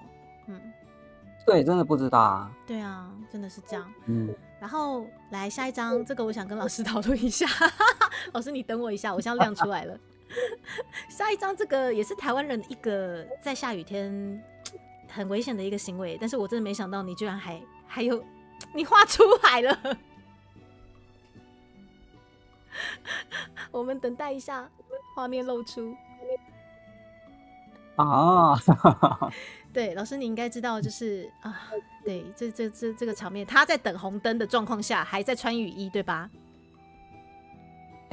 他停在路边，对。对，是停在路边。可是我觉得你有稍微画保守了。你知道我们南台湾基本上都不停路边的呢。哦，可能北部大家会比较严谨啊，也比较礼貌。可是我们南台湾基本对对上，对对，我们基本上就直接在那个机车的那个框框里面直接这样换了，你知道多么的跋扈，哦，很坏。框框里面换那个是雨已经滴下来了。对对对，那是雨已经滴下来了，没有错。对对对，那个时候我们这边也一样啊，就是框框里面雨都已经滴下来了。哦，所以台北也可以容忍吗？台北也会就是后面的车会等待前面穿好，然后再一起走这样吗？因为雨都滴下来，就是其实大家一起换，哦，好好，那就没有车在走啊，就大家一起换。了解了解。可是可能后面有汽车的话，还会等一下，在那边。哦，好啦，我通常都是负责等待的那个，因为我都开车，然后我会很好心的等待。嗯，对，就连这个，我那时候看到会心一笑，然后哇靠，就只差雨没有滴下来，因为我知道这个是未雨绸缪嘛，对不对？对对对对对，他就是可能阴阴的想说先穿一下，对，但是就是也有另外一个情景，就是滴下来了，然后大家就是一起在那个框框里面换，这样。对对对对对。哇，这个跟那个什么两段式高雄市左转差不多，差不多。我记得，对啊，老师，你最初的创作很像就是高雄市的左转吧，就是不经意的。我看一下，对，而且那个名称是我贴到网络上看大家这样讲，我才知道。叫做高雄市左转吗？对对对，我那个时候才知道它有这样的别称。可是老师，你知道吗？我们的高雄市左转更加的跋扈哎。对，就是您画的这个妹子还很可爱的，然后再牵车，对不对？嗯可是我们高雄市左转是直接给你用骑的。啊，对对，所以这个就对，没有错。你看这个就是啊，这个就算是第一张创作啦。然后，不过后面这个街景应该算是比较北部的街景，这个我就可能只看得出来是全家，是不是后面有个全家之类的？那时候我没有这么的计较后面是什么，毕竟这是第一章。也是吼，对对对，所以它就是试水温用的。而且第一章其实就已经算是有刻意把台湾的街景画进去，然后又高雄市左转。对，高雄市左转真的用骑的。你看你第一张创作，对，就是男生会看男生想看的地方，然后像女生的话会看我们女生觉得说很美的可能一些腿呀、然后可能像其他读者就会看一些，例如说街景的部分，说哇好棒哦，因为毕竟是第一张创作，对大家而言应该算是非常的吸睛啊。你当初这张创作出去的回响是最大的吗？还是说之后渐渐变大？这一章就很大了。这样就很大了吼。对，就是奇怪，怎么跟我想的不太一样？哦，所以你可能觉得说就是可能会讨论，但是没想到讨论度这么高，这样子。对对对对，了解了解，对啊，你看完完全全惟妙惟肖。然后除了这个就是高雄市左转之外，老师大家在描绘安全帽的一些细节，来，这个我也慢慢的把它放上来哈。就是除了你，这些是不是都是老师的真实经验？有些是，有些不是。哎、老师你有这样签过吗？有啊，有这样签过啊。哦，在赶时间的时候吗？就是因为更早以前没有人去论说这个到底 O 不 OK 的时候，那大家都这样签，而且那个时候如果你肯熄火这样签，其实大家都已经要拍拍手。更多人就是跟你讲的一样，就是过去了。哎、对，没错，对，真的是这样子。对，好，那目前大家看到就是我有亮出2张老师在琢磨这些安全帽的特写哈，这个也哇，其实这个我觉得这也很像不单单就是在画一个特写的，有一些细节之类的。你看，像是我们先看这个侧面的女子，我必须说啊，就是我必须说，安全帽比机车还要难画。真的假的？因为我看到一些有少部分的台湾绘师，他也尝试过画安全帽，然后因为我当初画安全帽，我其实抓了很久，到底要怎么画才好看，我研究了很久。然后果然看他们画的时候就，你还有一段路要研究了。安全帽很难画的好看，很难画的好看。很难画的好看，也就是说有一些比例对，比机车还要难画。我觉得机车都够难画了，然后没想到安全帽居然又是更难画的一个存在。哇，我的天哪！是，安全帽其实非常难画。是因为那个比例还有那个形状的关系吗？主要是因为它要套在一个很漂亮的头上面，然后，你如果画的不好，那就是非常的突兀。对哦。机车的话，毕竟它是单独的存在嘛，所以，它自己突兀就算了。但是这个是套在一个正面我的头上，然后你如果画坏了，就会觉得的确。我的天哪，老师，那你这样子基本上你要一直看着安全帽好久才有办法就是描绘出来吗？就是要去试它的形状要怎么修才好看，因为插画家其实蛮多时候不是把最真实的东西呈现出来，而是呈现可能要比真实还要漂亮的部分。哦，对，然后重点。对，然后在这样的部分呢，又不要太 over， 让大家觉得这是假的，这就是插画家的要研究的东西。真的。那请问你因为就是在研究这个安全帽，你有特别请老婆大人带着，然后让你画看看吗？没有，这是网络上搜寻一大堆图片。我想说，哇，你身边就有一个老婆大人可以使用，想说是不是有描绘他一下这样子？在家里戴着安全帽让我画，好像也蛮辛苦的。不会吧？因为我想说，因为毕竟就是可能我们有时候就是抓家人是最方便的。我想说，是不是你会常参考一下老婆的仪态啊，或肢体，或者麻烦她做一些姿势动作之类的？偶尔，但多半都是尽量找资料。OK， 比较符合。安全帽还有一个，安全帽还有一个地方很难画，是说，因为我们不会画的东西，有很多人都会去参考日本绘师怎么画。可是安全帽没有人画。可是对啊，你在日本基本上他们都不，应该说他们都不骑机车的，很难找到资料吧？对啊，对，所以这些画法可以说是要自己开拓来的。哇 ，OK， 独树一格了，这个就是老师你独树一格的 IP， 而且有人想仿也没办法仿，难度太高了，太难了，这个。对啊，难度太高了。对，你看我们像这个美女侧身，然后像这就非常真实的在呈现，就是说可能沾到了一些什么泥土或者是虫之类的，把它擦掉。啊，那个是虫啊。就是你黄昏如果骑到某些旁边还算是花花草草的路段，可能都会撞到那些。对，很真实，或者是打最高下之类的，有没有？好真实，有没有？超级真实。然后下一张超帅的这个哇，老师你做过这样的事情吗？雨刷？哦，我常常做啊。好啦，北部其实比起南部应该也比较常下雨齁。OK， 哇，超帅的手动雨刷！来，聊天室各位，你们应该都做过类似的事情吗？文化遗产文化遗产。对啊，可以啦。其实这个东西是完完全全贴近台湾的东西哦，真的是爱不释手的不只有我了，老师真的是不是？最后长头发被安全帽压着，然后露出来的头发也是对。说的也是，说到这个，身为长发的男性，应该也可以了解我们女生就是可能长发的一些困扰，对不对？绝对可以。老师就是因为这样子，你留长发，你看非常值得。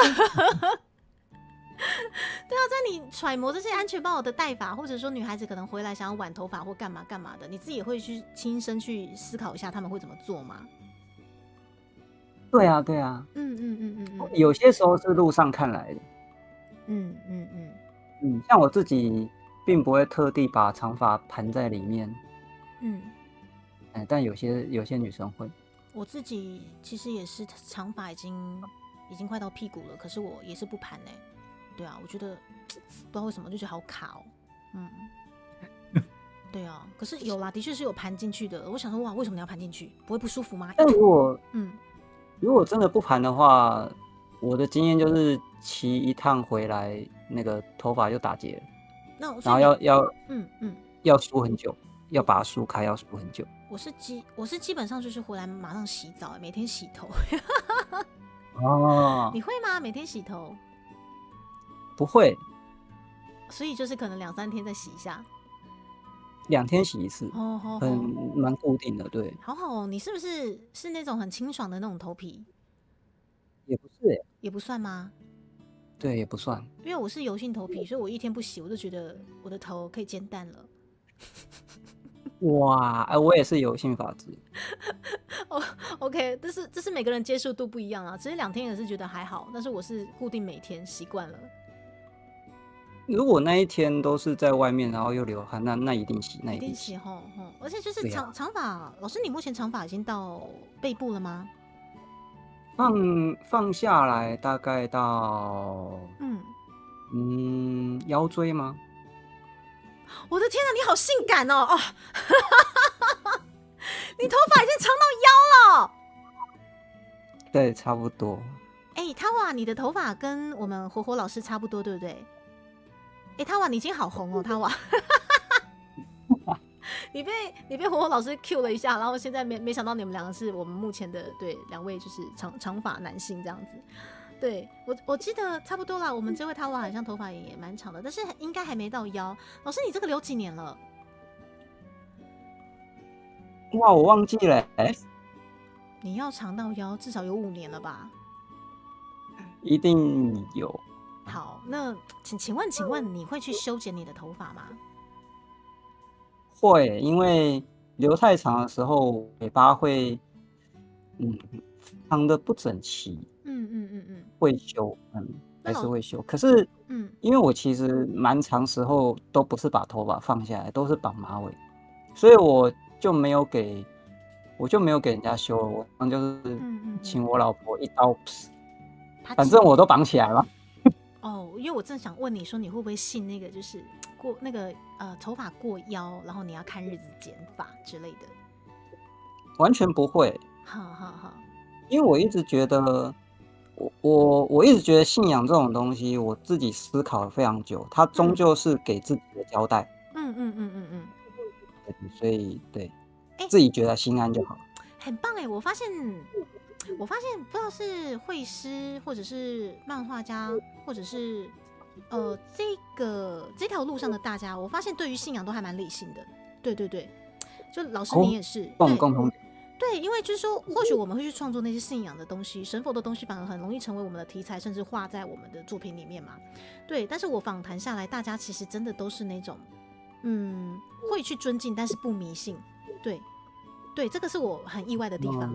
对，所以这个就是我觉得说，反而这样子比较轻松自然，生命也比较不会有压力，然后自己其实也生活过得比较不会这种。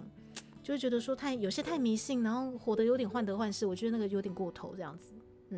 因为我其实看太多就是不同流派的人，他们的说法是完全相反，所以我后来就发现说，好，那个就是我觉得信仰这种东西，它可能初衷是好的，但是因为它随着一些传承演变，然后比如说传到 A 那边，传到 B 那边，传到 C 那边，然后因为 A、B、C 可能自己对于这些该如何尊重这个神，他有自己的解读嘛？因为就算是一段文字，我们3个人看都有3个人的解读嘛。然后当我们要传承下去的时候，又一定会加上自己的喜好。比如说 A 就觉得我应该要再多一个什么，让它更有仪式感，然后 B 就会也是这样觉得。然后久而久之，你就会发现，A、B、C 发展出来的大体上一样，可是细节有完全冲突的地方。我是因为发生这件事才发现说，信仰好像不是那么硬的东西。其实没有其实它有些东西是人类附加上去的。对啊，聊天是莫莉口安安，莫莉口老师，她是我的好姐妹，她是我的毕业楼好姐妹。哇，你也太巧了吧！她说5月同仁场，莫莉口老师在火火老师的旁边，是这样子吗？我没有印象。没有关系，老师，你同仁场应该也摆摊过很多次了吧？是。哇，莫莉克老师是我们很像是第2棒，是不是被我抓来，因为跟他大聊毕业了。哦，他是 BL 创作家，所以就是对，所以老师我今天一直口误 BL，我很抱歉。对 BL 好姐妹，是，对啊，谢谢 Monica 老师特别过来朝圣我们的火火老师哦，老师你好多粉丝哦。谢谢。你的对我觉得你的这个创作真的完完全全，你要说什么台湾的什么古迹吗？可以啦，没有问题啦。对，这是传给世世代代的台湾人哎，是不是？来，这个不经意的，来老师，我现在要打开了这张图，哇，这个屁股之好的，这个应该是公寓大楼，应该是很老很老的公寓，因为它那个扶把还是那种红色的那种。好完美呈现哦。哦，这一张是，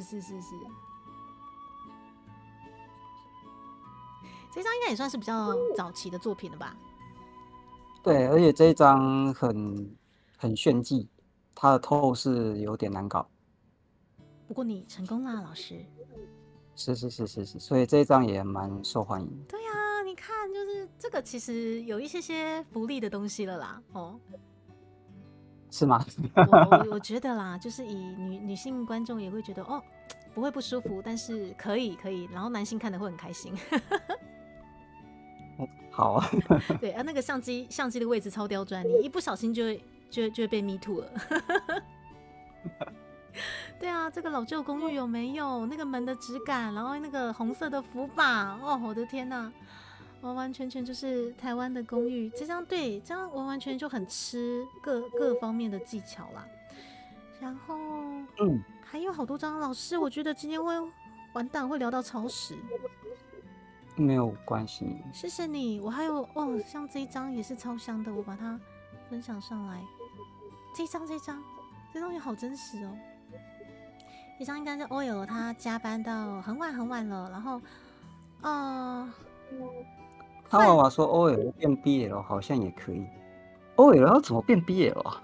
到底要怎么变？两个兔先生就可以同时满足。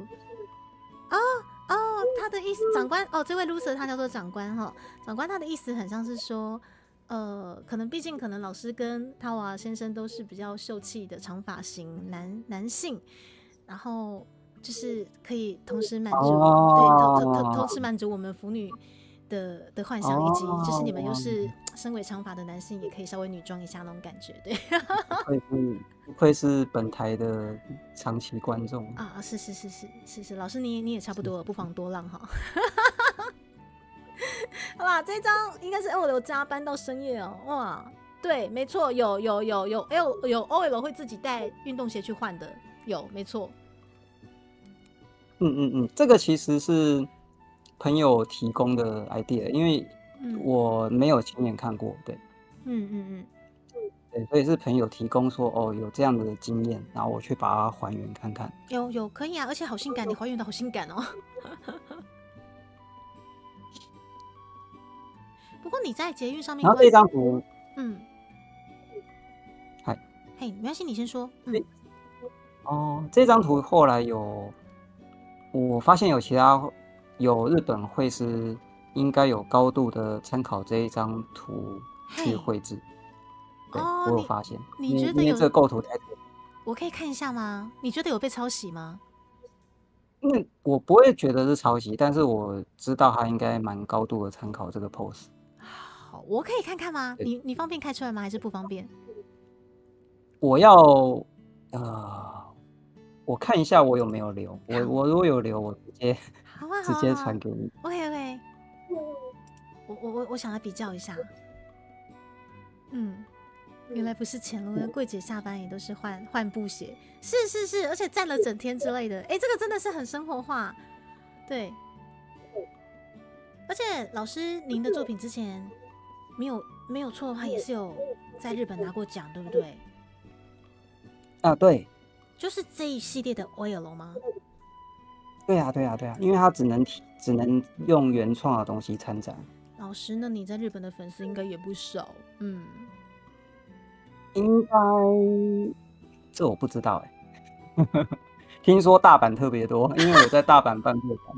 真的。然后大阪，对，可能大阪那边的台湾人也不少，对。的确是，的确是。虽然不是 OL， 但是你也是会换血的人。等一下，漂浮黑猫，您是女性吗？还是您是男性？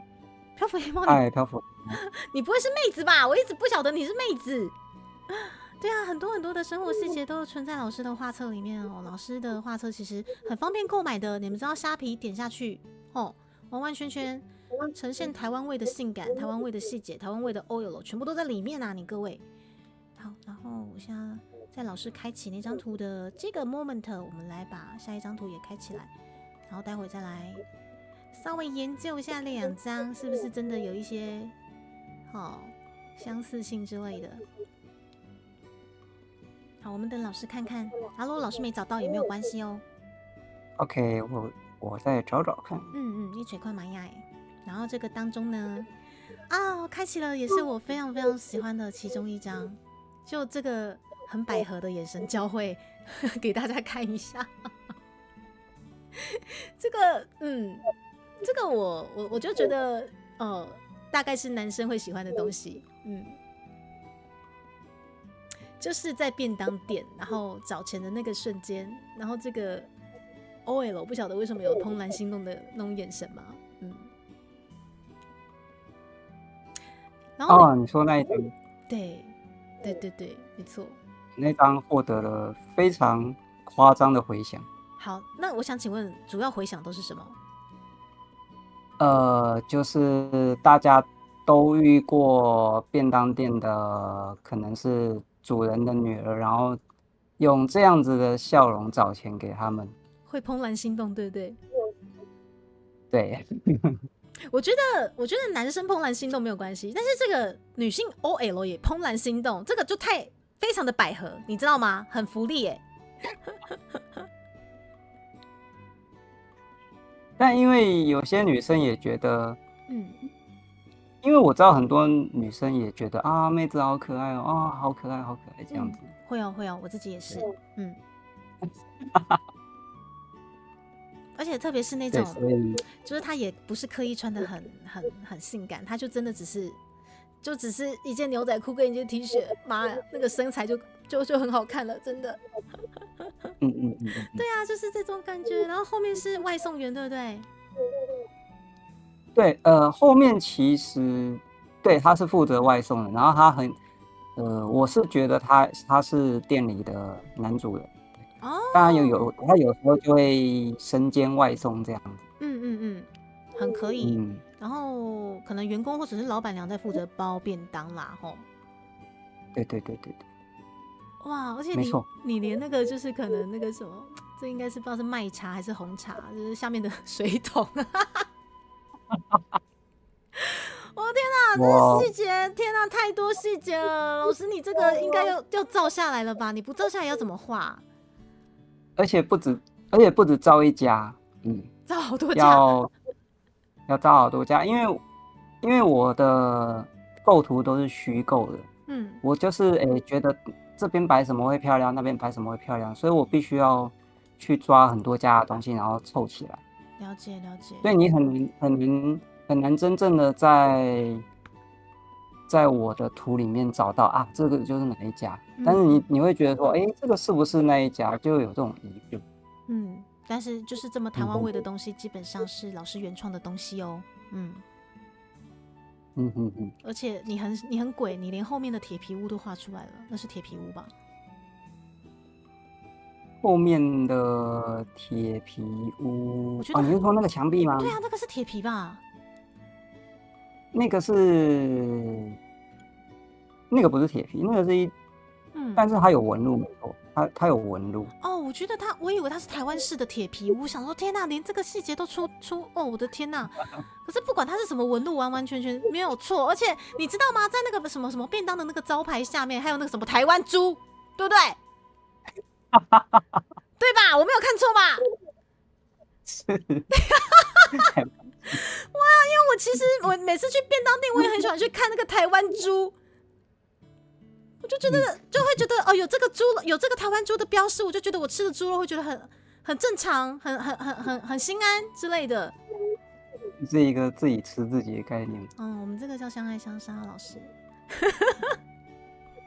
对啊，你看这个台式电风扇，而且老师你这个柜子完完全全就是没有错，便当店会出现的这个柜子，就只有台湾会出现的这个柜子，有没有？对，超屌的。然后莫妮可老师说，这么可爱，可能是男孩子。好哦，你说这个便当店哦，也是有可能哦。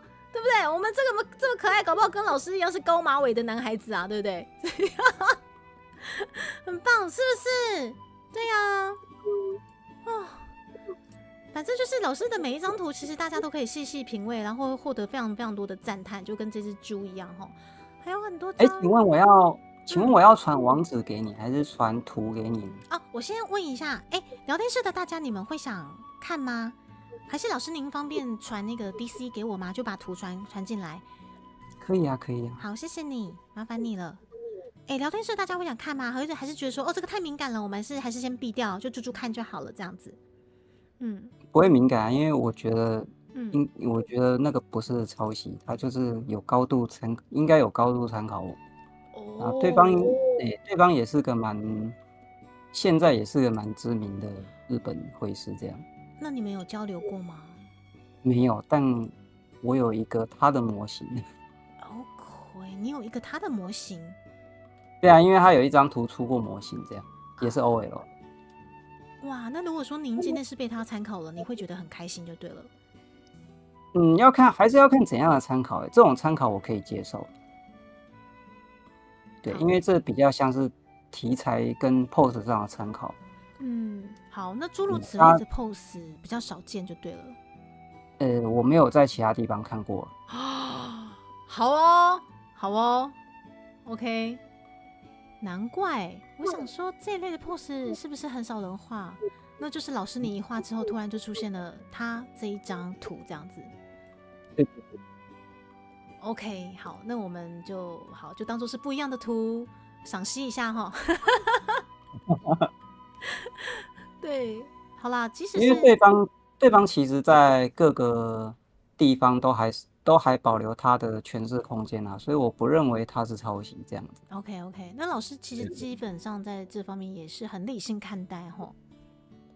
因为主要是我以前在经营论坛的时候，其实也蛮常抓抄袭的，所以抓久了就知道说，抄袭其实蛮长时候要检视那个人的动机，跟他的历程，对，没有办法单一张图就论说他抄袭这样子。老师你好理性哦，你真的越来越像处女座了。因为在这次的访谈，我不断的听到一些可能数据，或者是可能一些怎么讲，非常非常缜密的规划。对，难怪人家说你不像狮子座。但是这个是夸奖哦，对，因为我是一个不会看数据的人，所以对非常非常羡慕会看数据的老师啊，对啊，真的。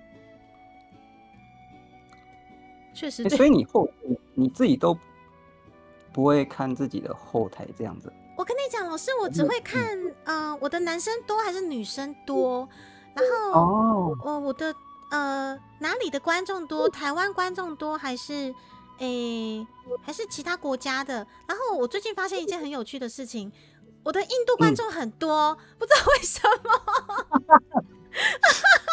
我就只会看这些很粗浅的，因为我看到那些东西我就很头痛，我就觉得说我不会看，然后看了也看不懂。老师，你到底是怎么看懂这些数据的？那我跟你讲，我的那个 FB 的粉丝专页的后台数据啊，第2多的国家是越南。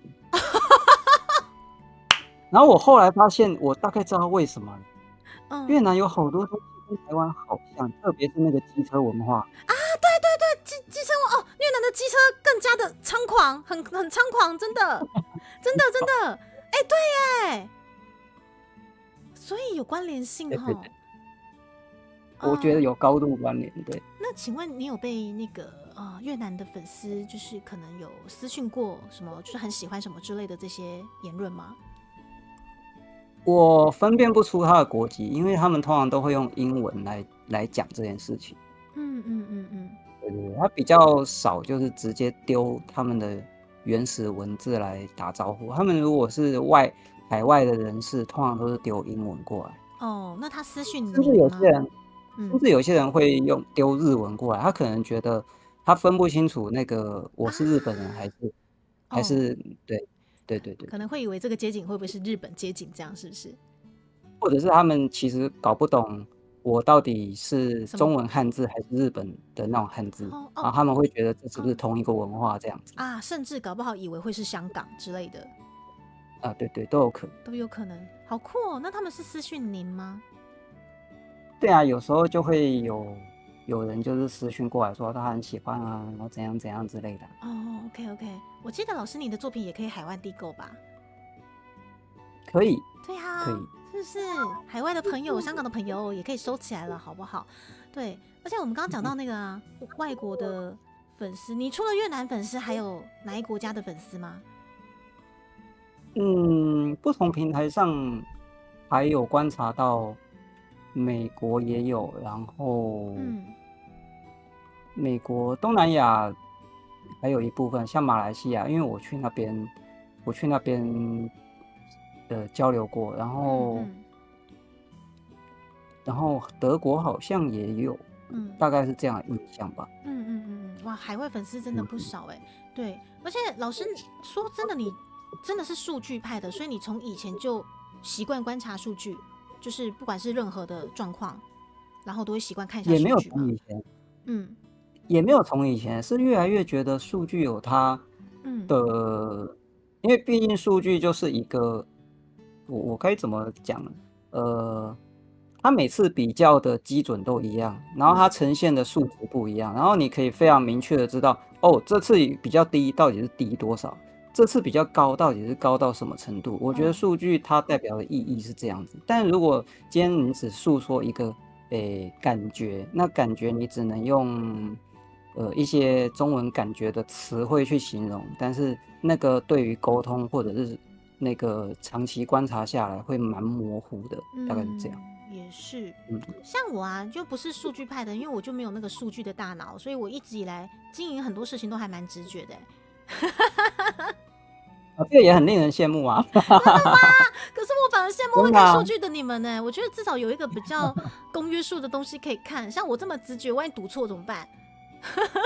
所以我懂了。所以其实像你在做行动决策，跟我在做行动决策的基准点一定不一样。对，虽然现在显示出来的结果都还不错，但是不太一样的结构这样。就是我是觉得老师你那个结构应该算是比较精确的，那我这个单纯就当我运气好了，就这样。但是你这种的有一个好处，就是你比较会蹦出意外。可是感觉有很多东西数据对啊，所以像那种大红大紫的都是你这种。没有，老师你也很红，你超红的，你不要这样子。没有啦，我真的其实就是以这样子来看的话，我突然就觉得说，我是不是要反省一下我自己，我是不是该学习老师看个数据了？对。你可以从感兴趣的地方下手，会比较没那么痛苦。老师可是都没有感兴趣的数据了，怎么办？怎么那么糟糕？好啦，我有感兴趣的，可能就是上次看到印度人这么多，很开心，就这样子。所以我就跟我观众推敲说，他们是不是喜欢那个鼻腔共鸣的台语唱腔啊？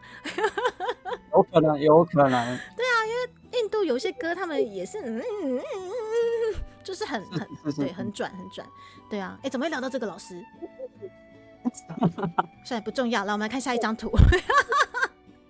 好啦，我会努力学习看数据啦，跟老师看齐齁，我会加油。那个聊天室也做不错啊，就是你这样子比较不会被数据绑架。我也是有听我朋友讲说，因为我有朋友他们有一派也是疯狂看数据的那一派，然后他们是真的是每天看到就是焦虑，对。然后我是因为看不懂，会走火入魔，会，他们是真的看到焦虑了，所以我就说，但是我反而跟他们讲说，我很羡慕他们看得懂数据，然后他们反而回我一句话说，就说如果你看不懂的话，你就不要看了，就以现在你觉得稳定的方式去经营就好了。我就好哦，反正我也看不懂。是，你的直觉够强大。应该是说我虽然说不会看数据，可是我会用我人生经验去推敲说这件事情能不能做啦，人生经验对。对啊，所以这个就是对，就是好啦，这基本上就每个人经营的方式不一样。是。对啊，来我们来看这个早餐店，台湾早餐店对吧？是。我看一下哦，基本上这个完全淋漓尽致的发挥了，就是说，好，这个 OL 就是赶着上班，然后就是安全帽也不脱了，然后跟老板说我要什么包子、馒头之类的这样子。是，没错。油条高温小心，好，这个应该就是我们传统早餐店啊。吼，哇，连这个瓦斯液化石油，对啊，好多细节都在里面。老师，你早餐基本上，我想问一下，你一天的作息，你是会吃早餐的人吗？会啊，我的作息其实应该也是蛮固定的类型，可能跟你一样。你也是朝九晚五型的？对，就是非常固定。我一定我的3餐的时间非常固定，然后起床跟睡眠的时间通常也蛮固定。哇，太棒了！我发现量产型的老师们基本上都很注重自己的规律的生活，太棒了。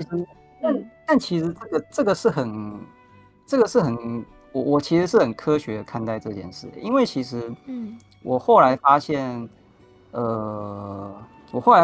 晚上熬夜一个小时，你要睡白天的2个小时回来。对。然后睡回来之后呢，那个精神感也回不来。没错。然后你如果发现这件事，你就会发现，对，那我干嘛熬夜？没错，老师你真的好冷静哦！啊，你时不时跟我讲科学跟数据，我靠！可是我其实也会想说，对啊，那我以前干嘛熬夜？那这个时候我也有一个答案，就是你知道以前很多时候我们要熬夜，我觉得是因为同侪啦，就是你的朋友都在那个时候上线打电动，那你那个时候睡觉吗？你交不到朋友啊。所以在年轻的时候，我觉得熬夜到天亮再打电动，我觉得超正常。可是有很多人就是承袭这个习惯，然后一直没有去想说，我现在到底有没有熬夜的必要？所以他就一直有这个习惯去循环。的确。然后像我现在就是同侪也不会在那个时间上线互动啊，那我熬夜干嘛？对。也就是说你身边的像这些就是很，例如说认识很久的这些，也应该有会师类的朋友，他们也都是早睡早起型的吗？如果是经营的有声有色的，通常作息都蛮有一个规律。是不是作息正常真的很重要？如果你想有声有色，首先我们必须朝九晚五，是不是？老师说的，记下来。不过说真的，我想了一下，目前，真的我身边包含火火老师哈，身边就是有在这个文创产业上面发光发热的大家，基本上都是真的朝九晚五，真的没错，真的，没错，就跟老师讲的，很科学，这真的很科学，的确是原来我有机会，是，以前也是乱七八糟过来的啦，我也是，所以我也想过说，假如我做时光机跟10年前的我说，你要好好的干嘛，你不能熬夜啊。我也觉得我不一定听得下去，有些事情是踏过才会知道。我也是，我之前就是可能也是画图很久，然后也是大概熬夜的时间啊，大概跟就是有一些就是好，现在的很多 VTuber 一样，就是只有晚上做事情，然后早上睡觉。然后呢，我2-3年后过去了，我得到的是我身体崩塌。对，对，所以老师也是应该有经历过这样子的一个过程，学乖了。有啊，没错。对，而且我是觉得作息正常，你可以获得更多。除了时间上的控管之外啦，你的身体会回报你的东西是更多的，身体会说话。真的啊，太棒了！那我就遵循着老师的朝九晚五，然后跟数据，我会继续的发光发热下去吗？老师？会啊。可是老师，我不会看数据我要怎么发光发热？你不用看了啦。老师，你放弃我了！老师，你不要放弃我，我会努力看数据啦。好了，我们看下一张。下一张这个我也要跟老师聊一下，奇怪，这个是女生会去的店，为什么你可以把这些细节画出来？这个我有点惊讶。来，待会就会亮出来了吼。这个基本上应该男生会比较少去吧？还是说这个我把它解读成是修指甲的店，还是说不是？不是。要不然是什么？哦，这个是物理治疗。我在想说奇怪，为什么老师你会知道？因为我是很好奇说那个，因为我有时候去修指甲的那个板凳跟老师画的一模一样。啊，那个板凳很多人在用。IKEA 对不对？IKEA 是吧？IKEA 对吧？对，好，我没有业配，对我只是想说奇怪，我在修指甲的这个椅子怎么在这边？所以这个是物理治疗的地方对啊，这也是我的经验。啊。好，那老师确实我也在那个场所看到这样子的妹子，对，原来是这样子的上班族。哇，那对这个就不是我的经验了。老师，你要不要分享一下物理治疗的经验？因为我没有物理治疗过哎。哦，物理治疗，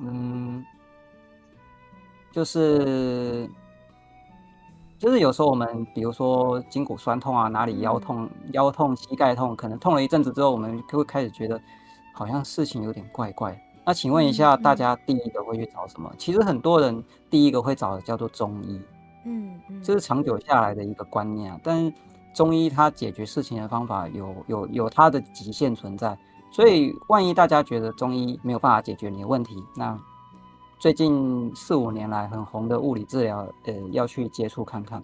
因为物理治疗它非常的科学，它就是包含了诊断你的前因后果。然后呢，它除了现场的一些像你现在的图片看到的叫做仪器治疗，仪器治疗它可能多半是减缓疼痛啊，或者是修复组织这类的东西。但是它还有一些自费的项目是治疗师还会告诉你说，你回去应该要加强哪里。这其实有点像那个中训的概念，你回去要加强哪里，你才不会再次受伤，或者是你原本有什么样的习惯你不能再做。这个是物理治疗他们的核心所在，而不是现场的这个治疗疼痛而已。对，也就是说我们要养成好习惯，然后他也会千叮咛万交代我们要怎么做之类的，这样子。对，所以有时候虽然自费物理治疗你单次看起来好像蛮贵的，但其实你如果真的乖乖的照物理治疗师的建议去修改你的东西的话，你会发现他们会让你渐渐的不再过来。但是如果你一直去看中医的话，中医它能解决的范畴有一定的限制。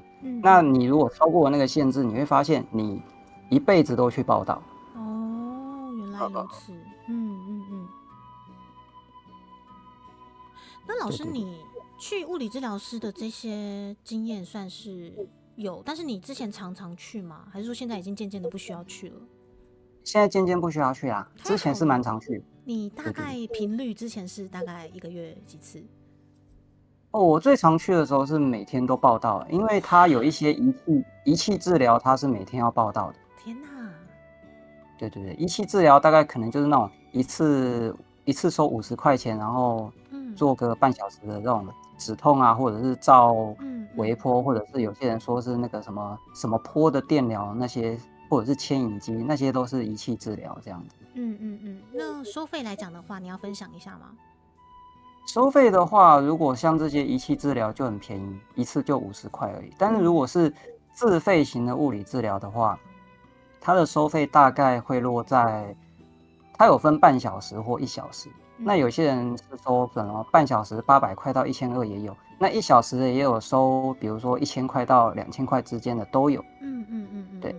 那自费的好处就是，反正它就是1对1嘛，然后它就是特别的为你去精心打造一个疗程，所以通常你如果乖乖作业，通常都很有用。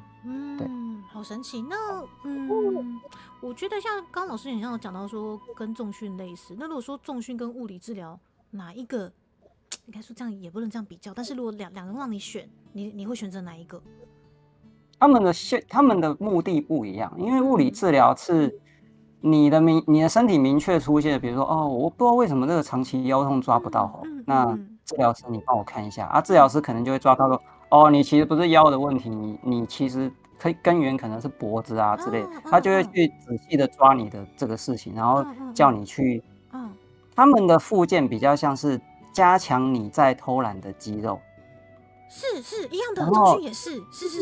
但是重训比较像是说，在你没有症状的状况下，加强人类容易偷懒的那些肌肉，我觉得比较像这样子。不过对对对，因为可能我都是朝九晚五的作息嘛，所以我重训的时间都是早上。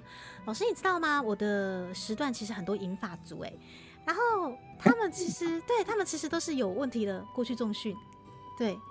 对，然后其实我也算是其中一个，我也是身体出了问题了，然后我不选择就是可能药物或物理，我是选择重训，然后就好了。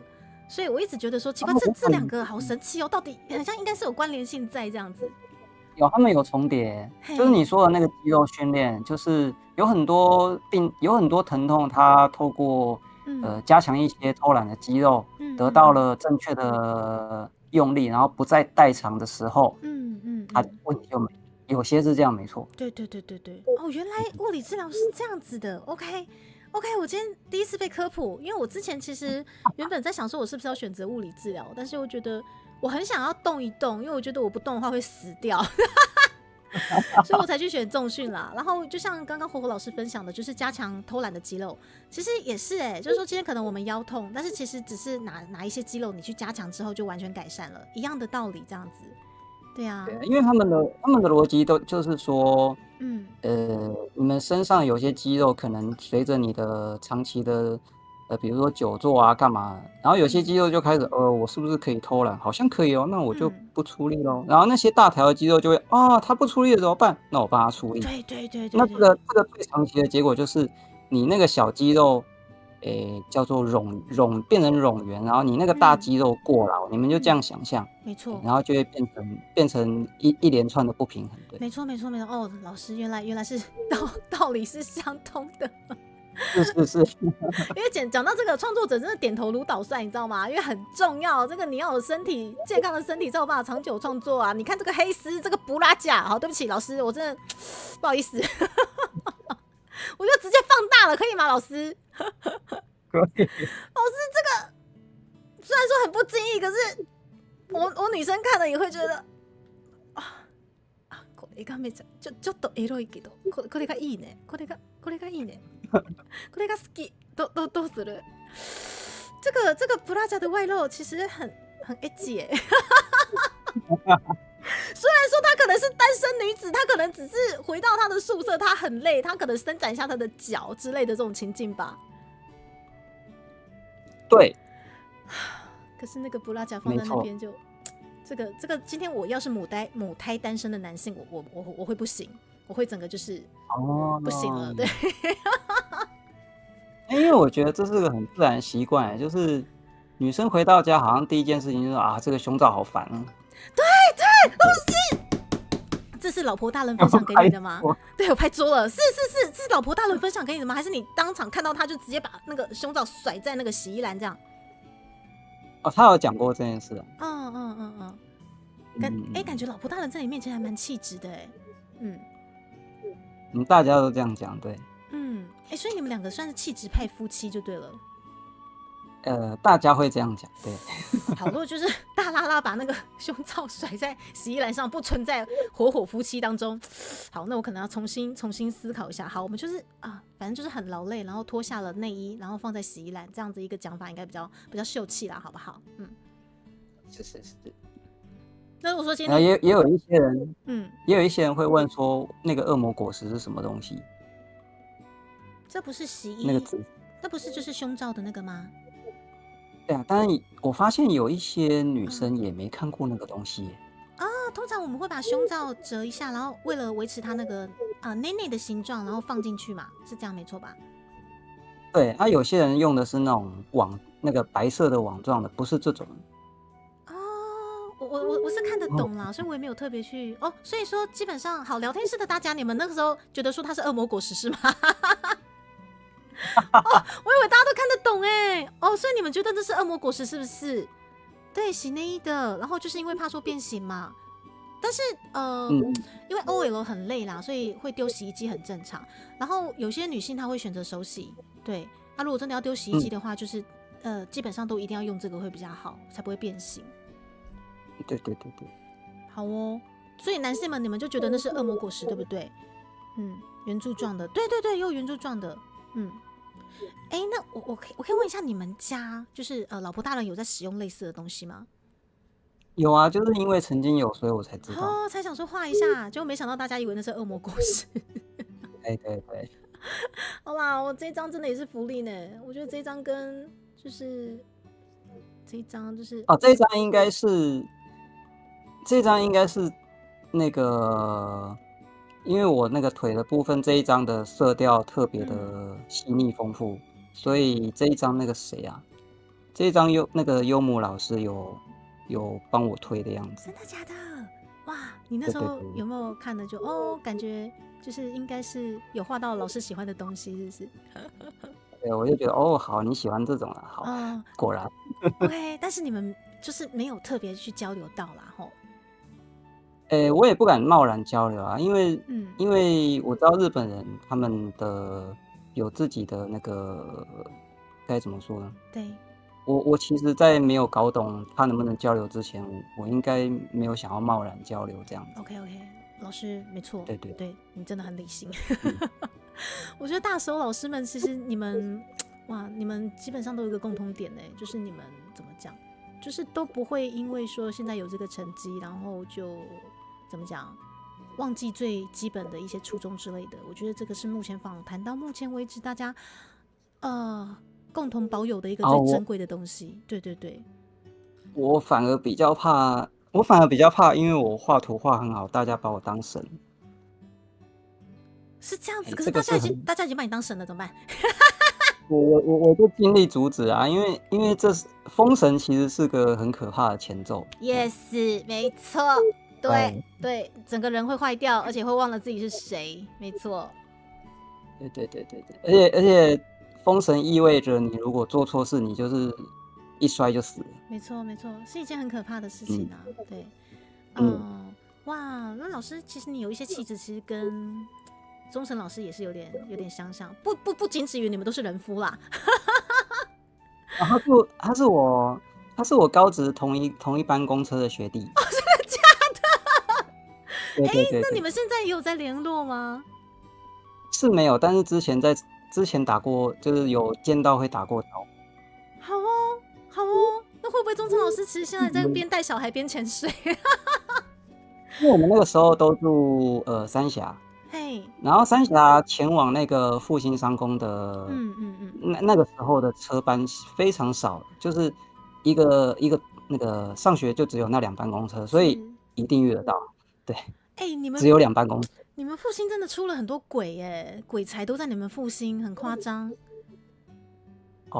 那是因为大量的训练。的确是啊。但是其实说大量的训练，我老实说，就只是一直要你画图而已。他其实没有说老师在教你什么技巧，没有，这个不太存在。对，可是说真的，画图就是最好的训练好烦哦，但是是最好的训练。是，就是把你的图量推出来。对啊，就是画到你不想画，但不知不觉间你的身体记住了它，肌肉记忆很可怕。对，就是画，就我觉得这跟运动员的训练差不多。老师，你的光影也是在那个时候开始有基础吗？还是之后慢慢的在自己抓？光影是科班基础没错，因为素描石膏像素描一定会学到，一定会画到。然后石膏像素描它接触了之后，我们就会对那个那些什么圆状啊、柱状啊，然后它在什么样的受光的时候，它的光跟影的切角会在哪里，我们会对这个有概念。然后对这个有概念之后，就会去推敲说，因为万物其实都是几何形去堆出来的，那差不多就会知道什么光打下去的时候切角在哪里。我后来发现这个是也不能说是科班的优势，是有没有接触过石膏像素描的优势。老师啊，我就没接触过，我听不懂啊，可是好羡慕哦。我就听不懂这些东西哦，所以这个就是为什么造就了你们，就是可能知道说马上就可以很直觉的说，例如就知道说这个光要怎么打，或者说我只要几个色块，我就可以很明显可以让读者或观众看得出来你在画什么，这样子吗？对啊，这是有关联的啊。好吧，我果然不是科班出身，我还是乖乖去念日文好了。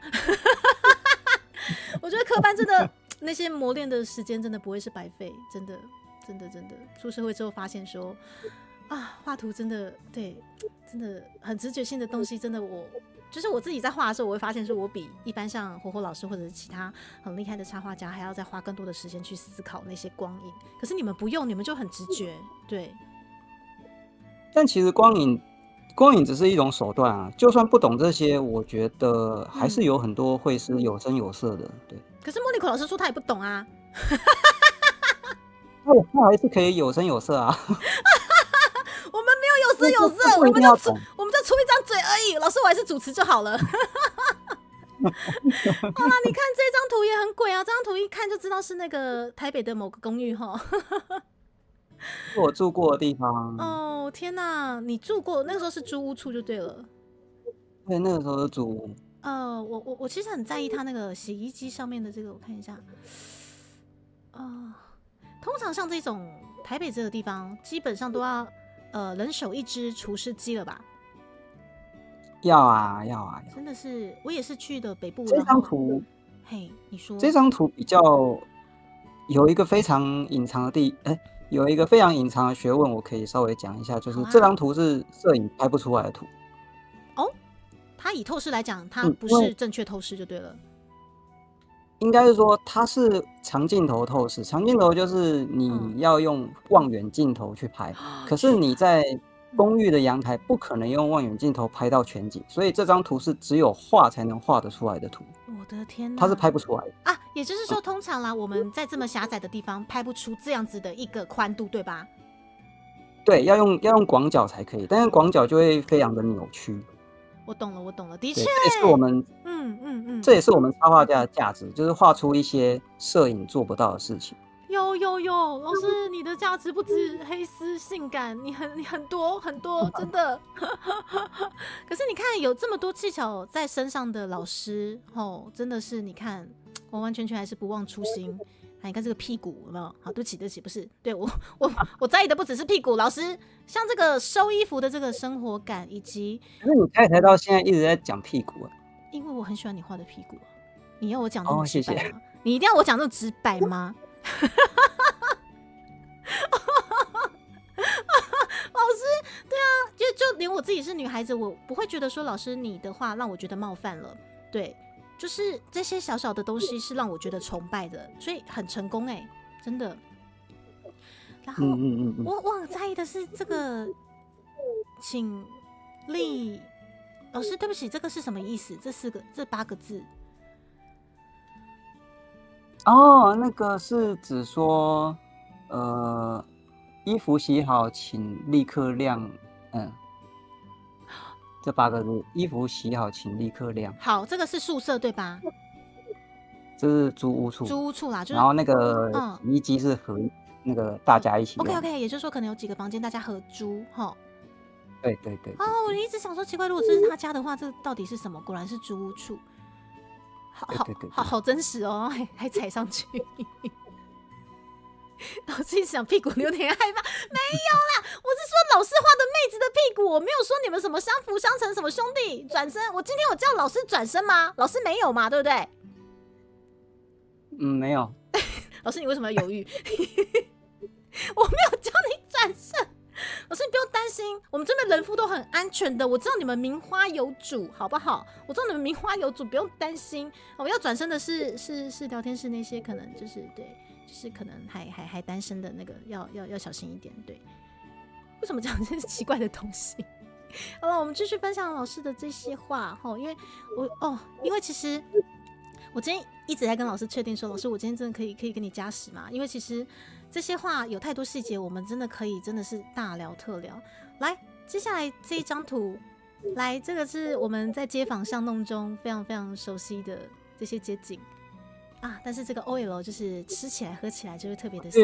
等一下，我去上厕所倒个水。好，没有问题，老师去吧。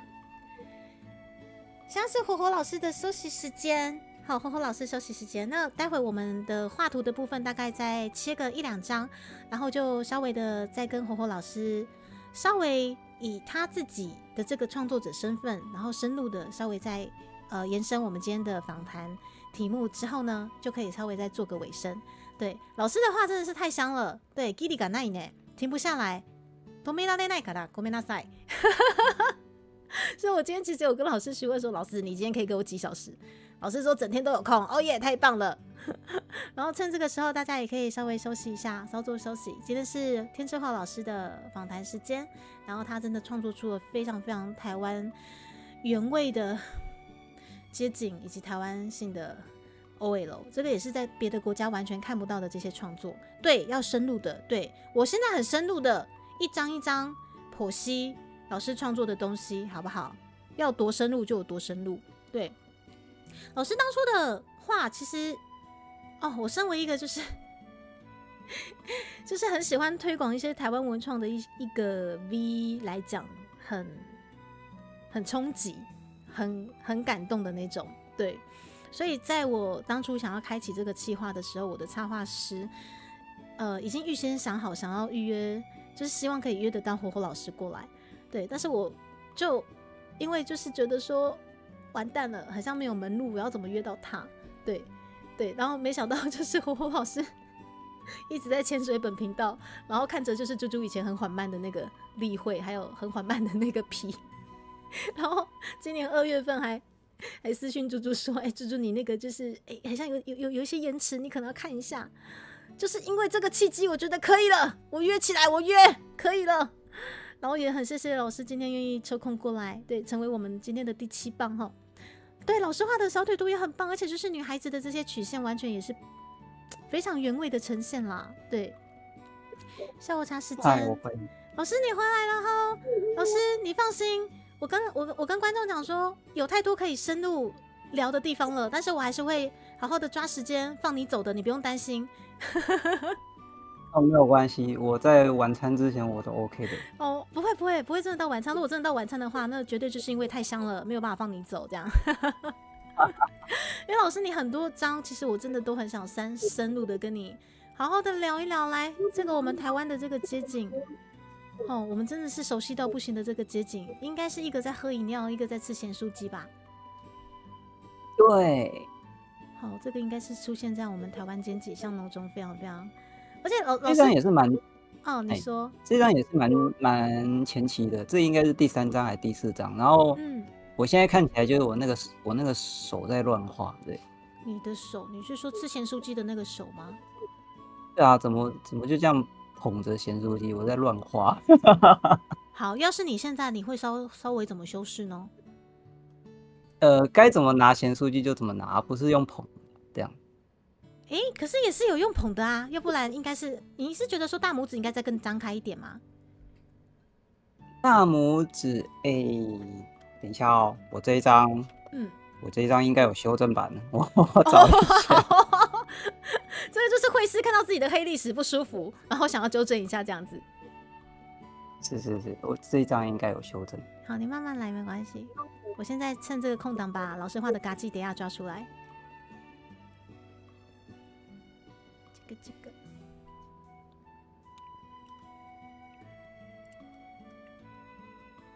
哇，老师的图我存了太多张，等一下，我的嘎叽等下应该是在点饮料的那一张。有了，然后还有过来。好，等一下再把它整合一下。好，先让老师再抓错，再抓自己之前的那个黑历史。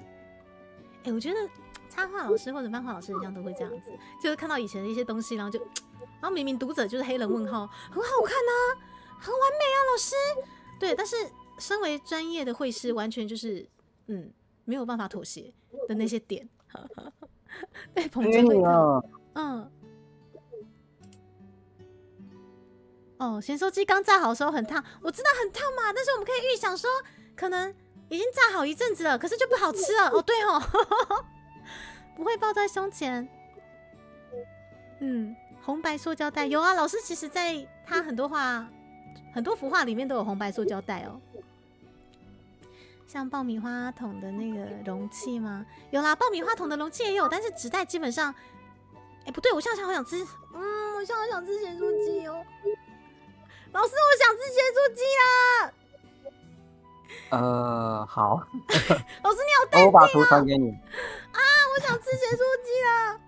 讲着讲着想吃。你也是脑波弱的类型吗？我是脑波很弱，可是尽量维持我的身材，因为我很爱吃。哦，好，我看一下。好，老师这个有精髓来了，有你们要的精髓在这里，有你们纠结的那些东西，老师都给你们了，我存一下。他们刚刚在跟我纠结塑胶袋，然后这不就来了吗？这个就是老师所谓的怎么吃咸酥鸡就怎么捧啊。这个是老师说的，是没有错，对，要有塑胶袋，没有错，你们要的塑胶袋在这边，好不好？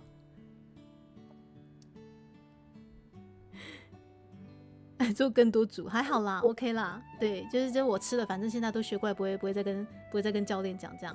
其实老师，你这些东西都是日本人来台湾很喜欢的这些元素，我好像有发现这件事。你的日本粉丝应该也不少哦。应该比我想象的多。对呀，对，而且应该是不止越南的啦，那只是那个数据可能就是越南爆炸式的出现。应该说日本人他好像不太用 FB 吧，所以 FB 后台不会有他们。对，没错。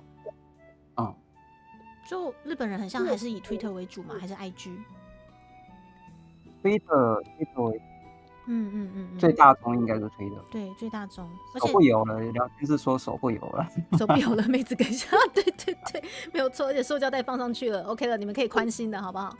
对啊，而且除了这个我们最在意的红白塑胶袋吼，来让嘎记得呀，你家啦，老师真的还是哇，有传承了我们台湾精神，嘎记得呀完完美美的画出来了。但是你有没有发现现在嘎记得呀改良式的商品很多？这几年的文创商品漂亮的变得有点多，大概是真的在这3-4年内。对，就像真的有非常多。因为以前都会觉得没有人做这些，就是传统的文化符码把它变得很漂亮的这件事，以前都没有人做，但是最近3-4年还蛮多人做。这个也是。如果各位有到那个一些文创园区，或者是像机场的航厦，也有这些店，他们现在都把那些台湾元素都用得很漂亮。没错，不会让你觉得不会让你觉得背出去很尴尬这样。老师，你会觉得很感动吗？会啊，我超感动的对，因为我其实那时候在要跳过来做这个 V 以前，就是要思考说我们 V 要用什么样的元素在身上嘛。然后那个时候我想说把嘎基迪亚放我身上，然后我朋友还阻止我，他说我疯了。对，不过我可以理解为什么他担心，因为很像毕竟台湾人要接受或者是喜欢这些东西，我觉得就像老师说的有断差啦。对，那我自己又是一个很执着于台湾原创的一个人嘛，所以我是觉得说我身为台币，我就必须要把这些放在身上，因为我去其他国家我找不到嘎基迪亚了，那我为什么不放在身上？可是对啊，可是就像我朋友他会担心说就是接受度不高嘛，甚至就是有人会因为看到这个就不想来了。对，不过你的这一生融合度还不错啊。我觉得那是因为香港绘师爸爸真的是巧手天工，所以我觉得也是运气好，有透过朋友介绍到这个很厉害的绘师之类的。对，他非常的擅长画 VP， 我觉得就是他会把细节画得非常巧夺天工，就跟火火老师一样。其实你们都很擅长就是归纳这些东西，因为我自己就不是插画派的，所以对我而言，我是会很觉得说这个就是你们的魔法，你们真的是魔法师。对，然后再加上近几年我发现台湾对于自己文化的东西又更加的接受了，这也是让我觉得说还好自己有坚持下来。你看老师上面手上的这些文创商品，还有就是在等饮料的时候的这个饮料杯之类的，这些都已经很普遍可以看得到了。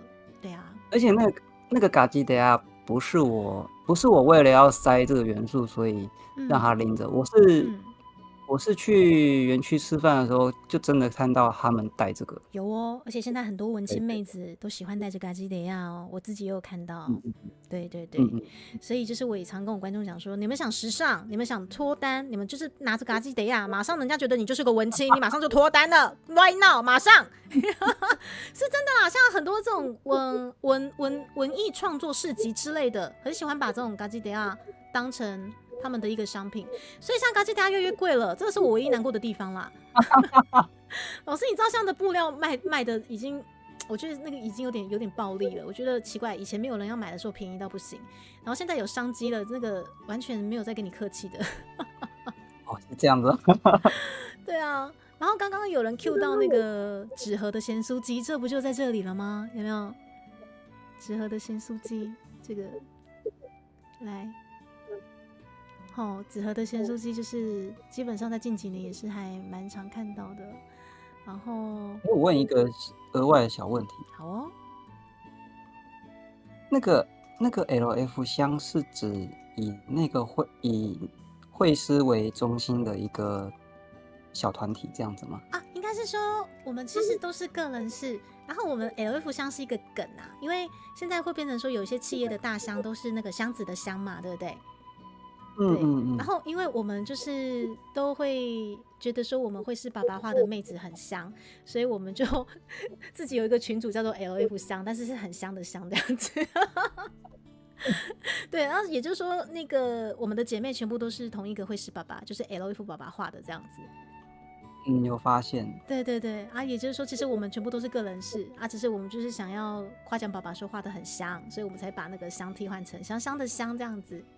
对哦，对，但是还是各自发展这样子，然后里面最台的就是我是最台的那个。对啦，所以就是哎呀，一直我是觉得还好有坚持下来，因为我是觉得如果我今天真的要跳过来做这条路的话，我除了嘎吉德亚之外，我已经找不到我想带上去的元素了。对啊，所以也很感谢啦。然后像这些文创商品，真的是也是琳琅满目，越来越多了，就像老师说的。然后这一张图，你看到两个妹子在等饮料的这个细节，那个悠游卡，然后号码牌嘛 ，bra bra 的。然后我发现台北的妹子好像很习惯带雨伞，好像是因为蛮习惯的。对呀、好像是因为比高雄还要再容易下雨的关系，不然就是说晴天遮阳，你雨天就遮雨这样子。对，哎呀，也欢迎老师可以一起来玩，两位大手绘师，对，真的是非常非常真的啊！我觉得真的很谢谢你们愿意在这条路上继续创作，因为所谓的文化其实它是可以吸引更多不同国家的人过来认识我们台湾，对。我们因为以前小时候很宅，像猪猪喜欢日本动漫，然后才去念日文科系嘛。那些现在可能我们年轻一辈的会更喜欢韩国，那也是因为喜欢他们的艺能节目或者是可能一些偶像团体嘛。那基本上这些都是对，那这些文化所附加的这些价值其实是非常强大的。那火火老师也是很坚持在台湾文创这部分，谢谢你愿意坚持下来这个 IP， 你真的超棒的。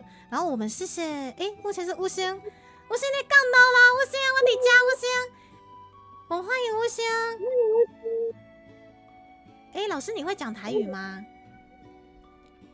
会一些，然后我都听得懂。都听得懂，你听有台语啊？恁厝有咧讲台语无？我可是我从小看寡喜长大。哦，你主持人看寡喜哦，是安怎？主持人看寡喜？爸妈爱看啊。哦，爸妈爱看。你敢有看布袋戏？比较少。较少啦，好，这个都是文化的一部分啊，都是很棒很棒的文化的一部分。好，谢谢吴星的加入，吴星的吃饱呗，这个时阵已经应该要吃饱了，好，这个时间应该是要吃饱了。我们一起来好好的观赏一下我们这个非常非常厉害的 OL 系列的这些香香的妹子之外，还有很多很多我们在地非常熟悉的台湾的一些街景跟场景，都是出自于我们非常厉害的天之火老师之手，他现在在我旁边，老师。在这里。是，谢谢悟星带着他的观众，然后我们今天真的是抓着老师哦，好多好多幅画一一审问，这个到底怎么来的，什么之类的。老师，你现在会不会累？不会。来，我这边还有最后一张，好啦，真的最后一张放过你，因为接下来我们还有其他的问题要问哈。OK，来，这一张真的是这个 OL 挑食哦，是不是？红萝卜不要挑出来。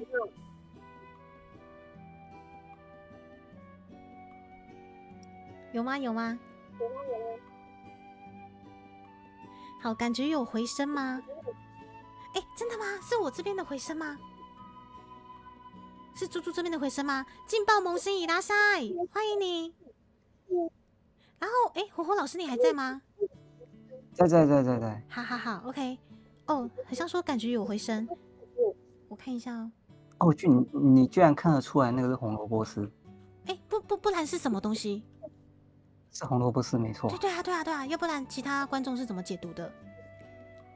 他有些人看不懂那是什么。这个不是很明显，就是因为挑食，然后不想吃红萝卜。那这也不是姜丝啊，这个应该是单纯是挑食吧？红萝卜还蛮多人讨厌的。可是我超喜欢吃，因为它甜甜的。我也喜欢吃红萝卜，而且我也喜欢吃香菜。啊，太好了！老师你喜欢芋头吗？喜欢啊。哦，太棒了！我们坚持台湾文创，就是要喜欢我们台湾文创的这原创的这些食材。好偏激哦！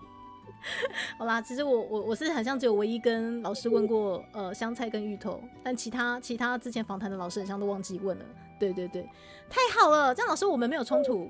OK， 没有问题。对，而且我没看桌上有很多这种就是台湾在地，可能在一些什么面店，会看到这个什么小黄瓜，然后这个应该是猪耳朵、猪头皮之类的卤蛋啊。对啊，这个好猪耳朵这个东西很有趣，每一家小吃店的样貌都长不一样。哦，对你讲对了，而且有些会猪耳朵跟那个猪头皮混在一起。对。所以你也是观察了很久之类的吧？也是到处吃小吃啊，所以才会知道。而且你连那个卫生纸都惟妙惟肖的，你这个完全我知道是哪一排。应该是说我不会知道说特别知道说它是哪一排，可是真的是各地的小吃基本上都用这一排，很明显。对啊，北菜啊就喝价哎，然后他们点菜的这个单子还有那种被撕毁的这个生活感有没有？对啊，然后后面请先付款，然后这个应该就是铁皮屋了吧？对，就是铁皮屋。对啊，我要睡觉啊！天哪，我饿了，老师。脑波。嘿，我今天8度就要对我脑波弱，我承认我对于食物真的很没抵抗力，不行，我还要继续抓着老师，我们继续来下一题来。我今天就跟老师讲说，老师你有什么想聊的尽量聊，因为我们这边其实基本上那个访纲只是作为参考，对。OK， 对啊，然后老师虽然说在这个 OL 的这个 IP 非常的出色，但是老师其实有画过游戏的过场剧情，对不对？啊，对。这个我贴给大家，网址我先贴给大家，然后待会再一张一张的稍微简单的分享上来给大家。这个好哦。灵魂之桥是不是？对，也是台湾的很棒的 IP， 很棒。来当初也是这间公司特别找老师来绘制过场图就对了。对。来，我们把这个。然后对他们的游戏也是吓到我了，因为他们做的太用心。真的耶，而且来我们这些过场图我稍微抓了几张而且是完全都是黑白的。你们有人玩过这款游戏了吗？灵魂之桥，这个也是这次老师就是很像有特别 Q 到，希望可以分享给观众一下的齁。好，老师要不要稍微分享一下你就是在画这个过场图的这个一些心得，或者是比较深刻的印象、经验之类的呢？经验哦，因为他们的制作人好像我的稿通常就是1-2次就直接通过了，他们制作人好像非常的赞赏我的构图能力这样子。然后比较有趣的是，因为我在接这个的时候，我有问他们说，你们的音乐可不可以就是传给我？然后他就说不方便，那个时候不方便外流，所以我就在他们公司听了一下他们的音乐，抓个感觉。然后回来之后，其实我是用另外一个很类似的音乐去边听边创作这系列。所以我其实因为我对音乐的情感好像吸收的会我觉得是比一般人还要多很多啊，所以我音乐影响我创作还蛮大，所以我会边听音乐边创作这些。其实我可以同理耶，我自己对于音乐基本上也是很容易去让我引发触及到一些灵感，或者是说一些情境。老师也是属于这样子一个人吗？对，甚至有些音乐我没有玩过那个游戏，但我听到之后我就差不多可以知道这是什么样的情境，它用途在哪里，然后它大概是什么要干什么的音乐，我会猜得到。哇，也太厉害了！所以你特别跑到公司听了一次之后，然后你是有应该是有回去稍微再找一下类似的音乐这样子吗？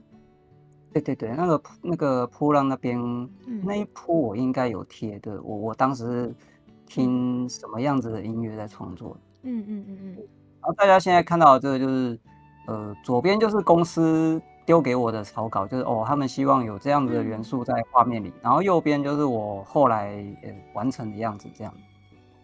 也就是说左边这个可能是他们那边的绘师吗？还是他们公司自己的可能是美编之类的美术。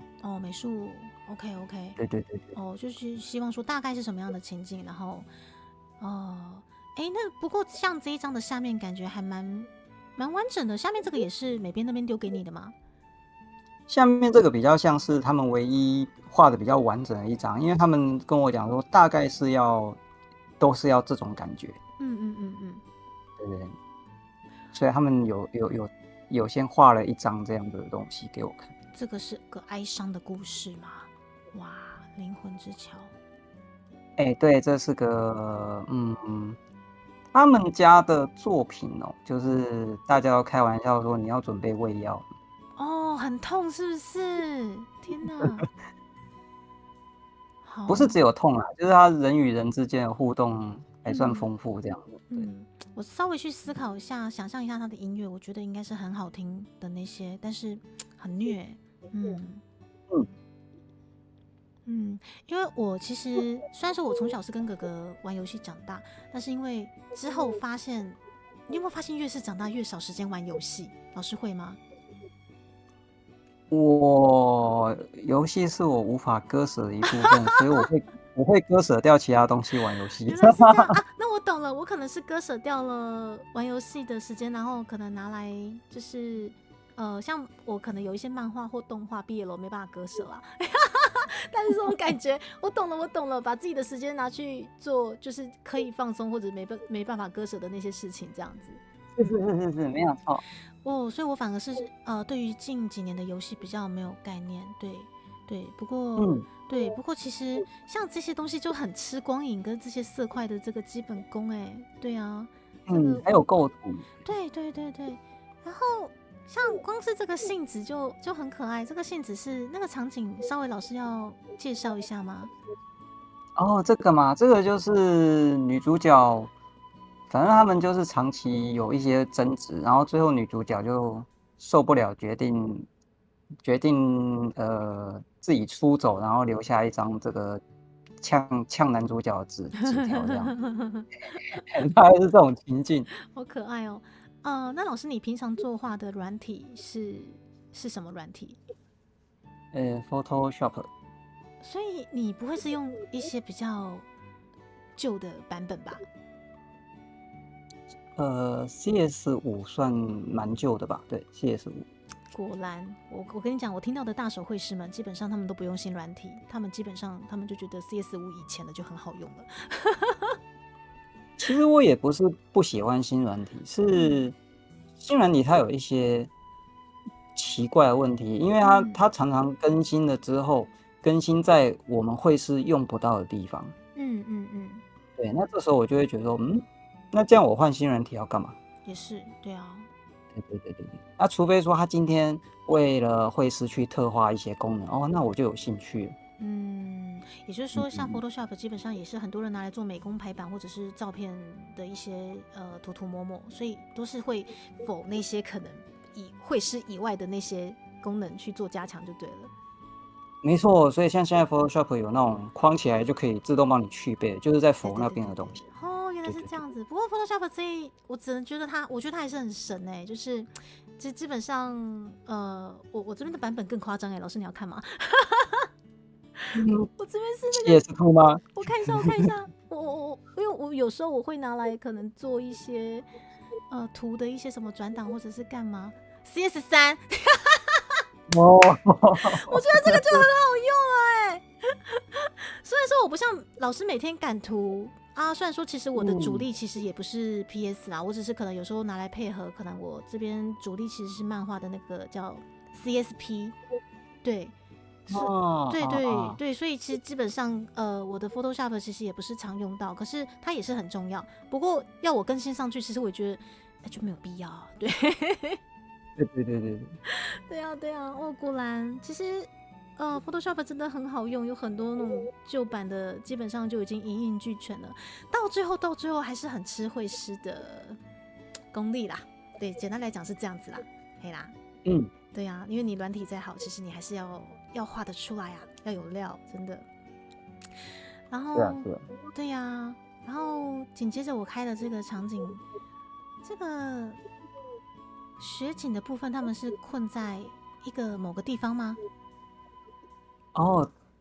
对啊，他就是逃到这边来了。这个他是非常艰困的逃到一个可以稍微避风雪的地方，这样。了解。不过以插图创作来讲的话，其实我觉得，例如说 OL， 我们要观察的是一些可能台湾一些街景，或者是 OL 本身他们生活的一些细微的一些部分，但是在于游戏插画的部分，好像又有一些截然不同的东西，因为也是会连接着一些剧情啊，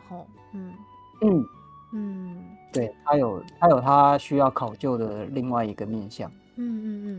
不过到头说来，其实我真的觉得创作真的是一件很棒的事情老师现在也这么觉得吗？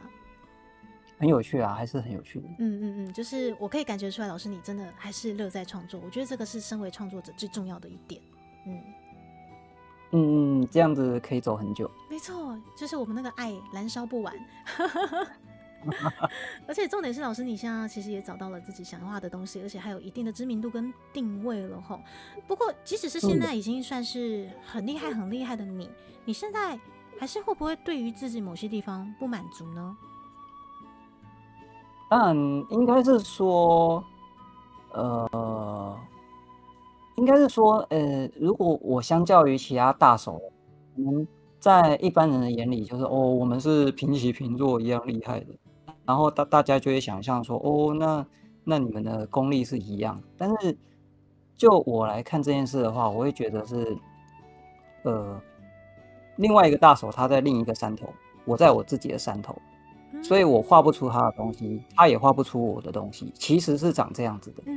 那只是说看有没有兴趣去把那一条路的东西再学一些，然后融入自己的这边，比较像是这样子。所以如果说有没有什么要学习的东西，有啊，那个学不完，只是看自己要把哪一条路的东西再融进来这样子。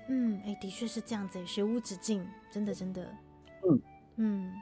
而且其实我觉得现在虽然说不管是自媒体，或者是说想要有这个梦想嘛，成为插画家、漫画家，甚至成为 VTuber 的这些梦想的小朋友，我相信也是很多啦。对，不过就是就像我之前跟老师有聊到说，你不会教他快逃，但是我们要希望他们做足准备。我觉得这一点也是共通的，我自己也是，我不会教他们快逃，对，但是你必须提升自己，不要饿死。对，没错。因为我自己在那边说真的，经营起来就是，如果我真的不开心的话，当然是快逃啊。但重点是有爱啊，还想继续经营的话，我干嘛叫你快逃？对啊，就是把事情准备好。而且其实我觉得各行各业都是这样子的啦，就是你必须做足准备，不管你是不是真的以后要投身插画，或者是漫画，或者是 VTuber， 做足准备，在各行各业都一样，不要被取代掉。对啊，这个是非常聊天室有人说羽毛标志是 CS2，原来羽毛标志是哇哦 CS2哦。伊木拉桑，你用的是 CS2 吗？ PS 大概从 CS2 是一个好用跟不好用的切点，CS2 开始好用。哦，这个我就可能没有像火火老师这么了解。对，我原来是这个切点 CS2 是吗？对对对，主要的2个功能，一个是它终于可以把那个笔刷做圆滑化了，是在 CS2，然后再来是图层可以用资料夹，好像是在 CS2。哇，老师你那我想请问一下，目前我们到底 Photoshop 更新到多少了？我不知道，好像叫 CC 还是什么的，我已经还是对我已经不知道。好，没关系，反正我们那个还是维持现在这个就好用就好。好啊，那老师说真的，你现在喜欢现在的自己吗？蛮喜欢的。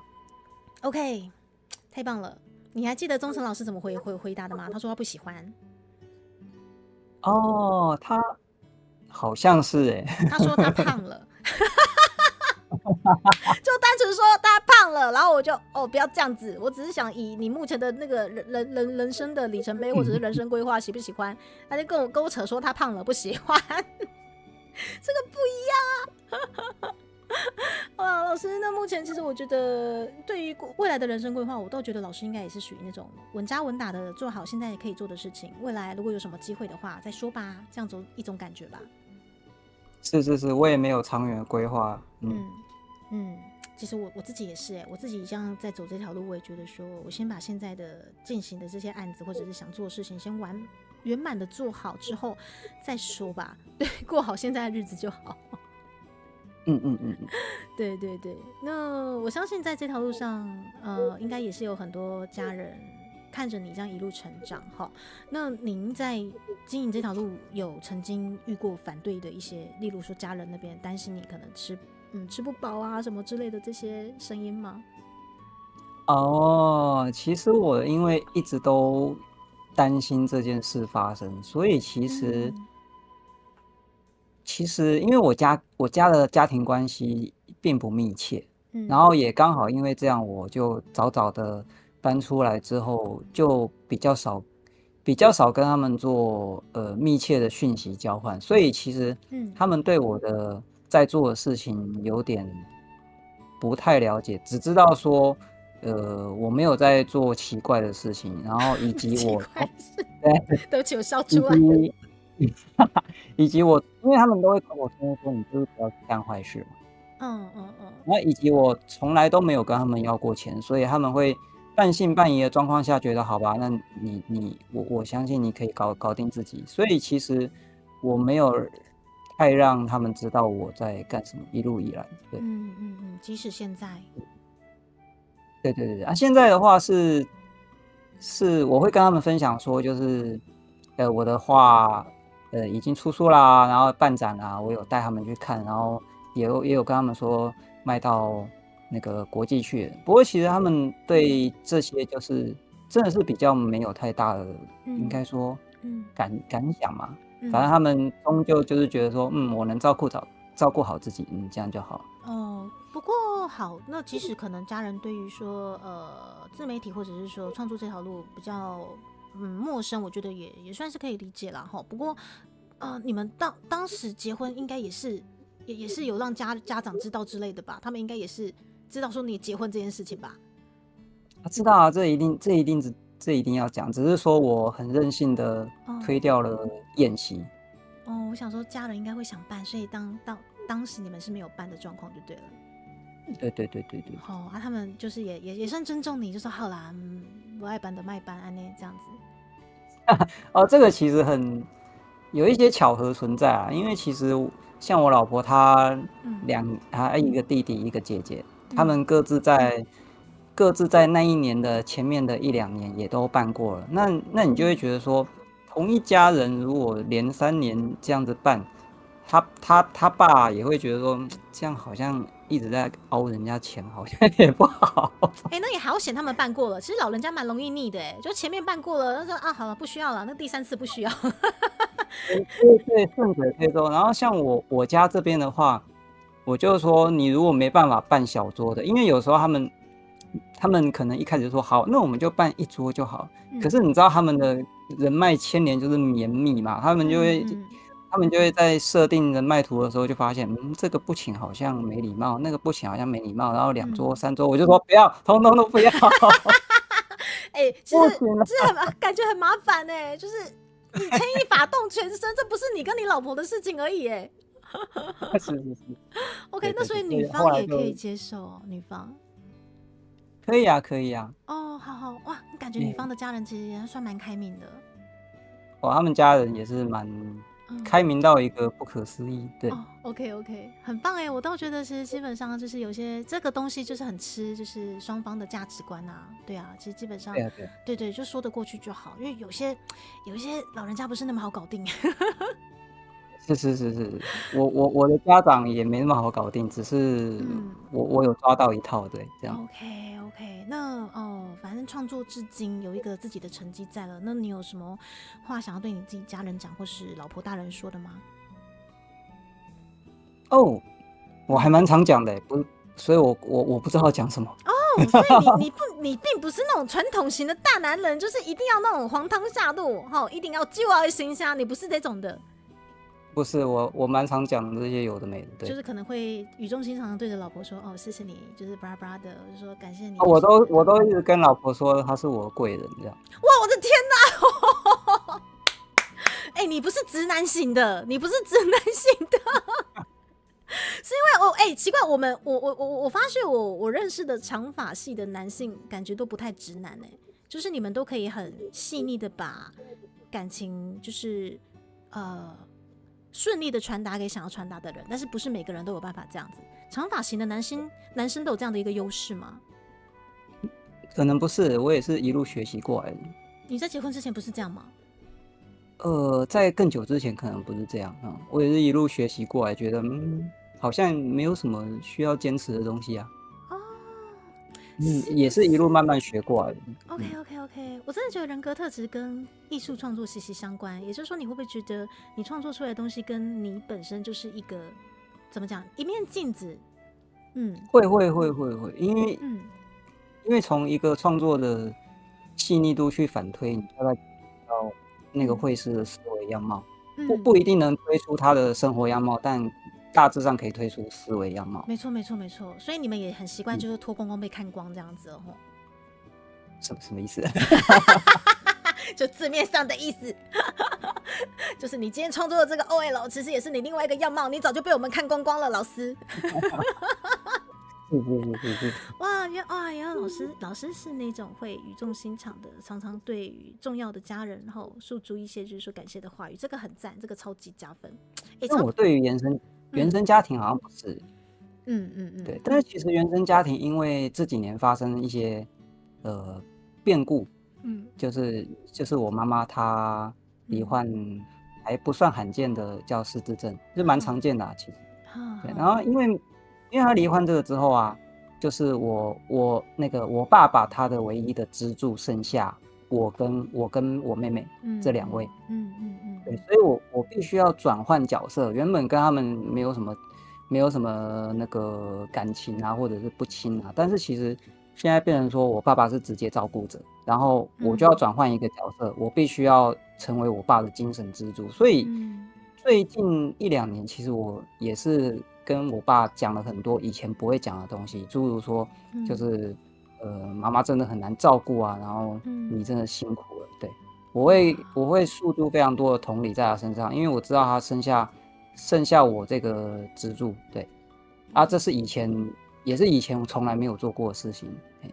哇，你是一个很温柔的人。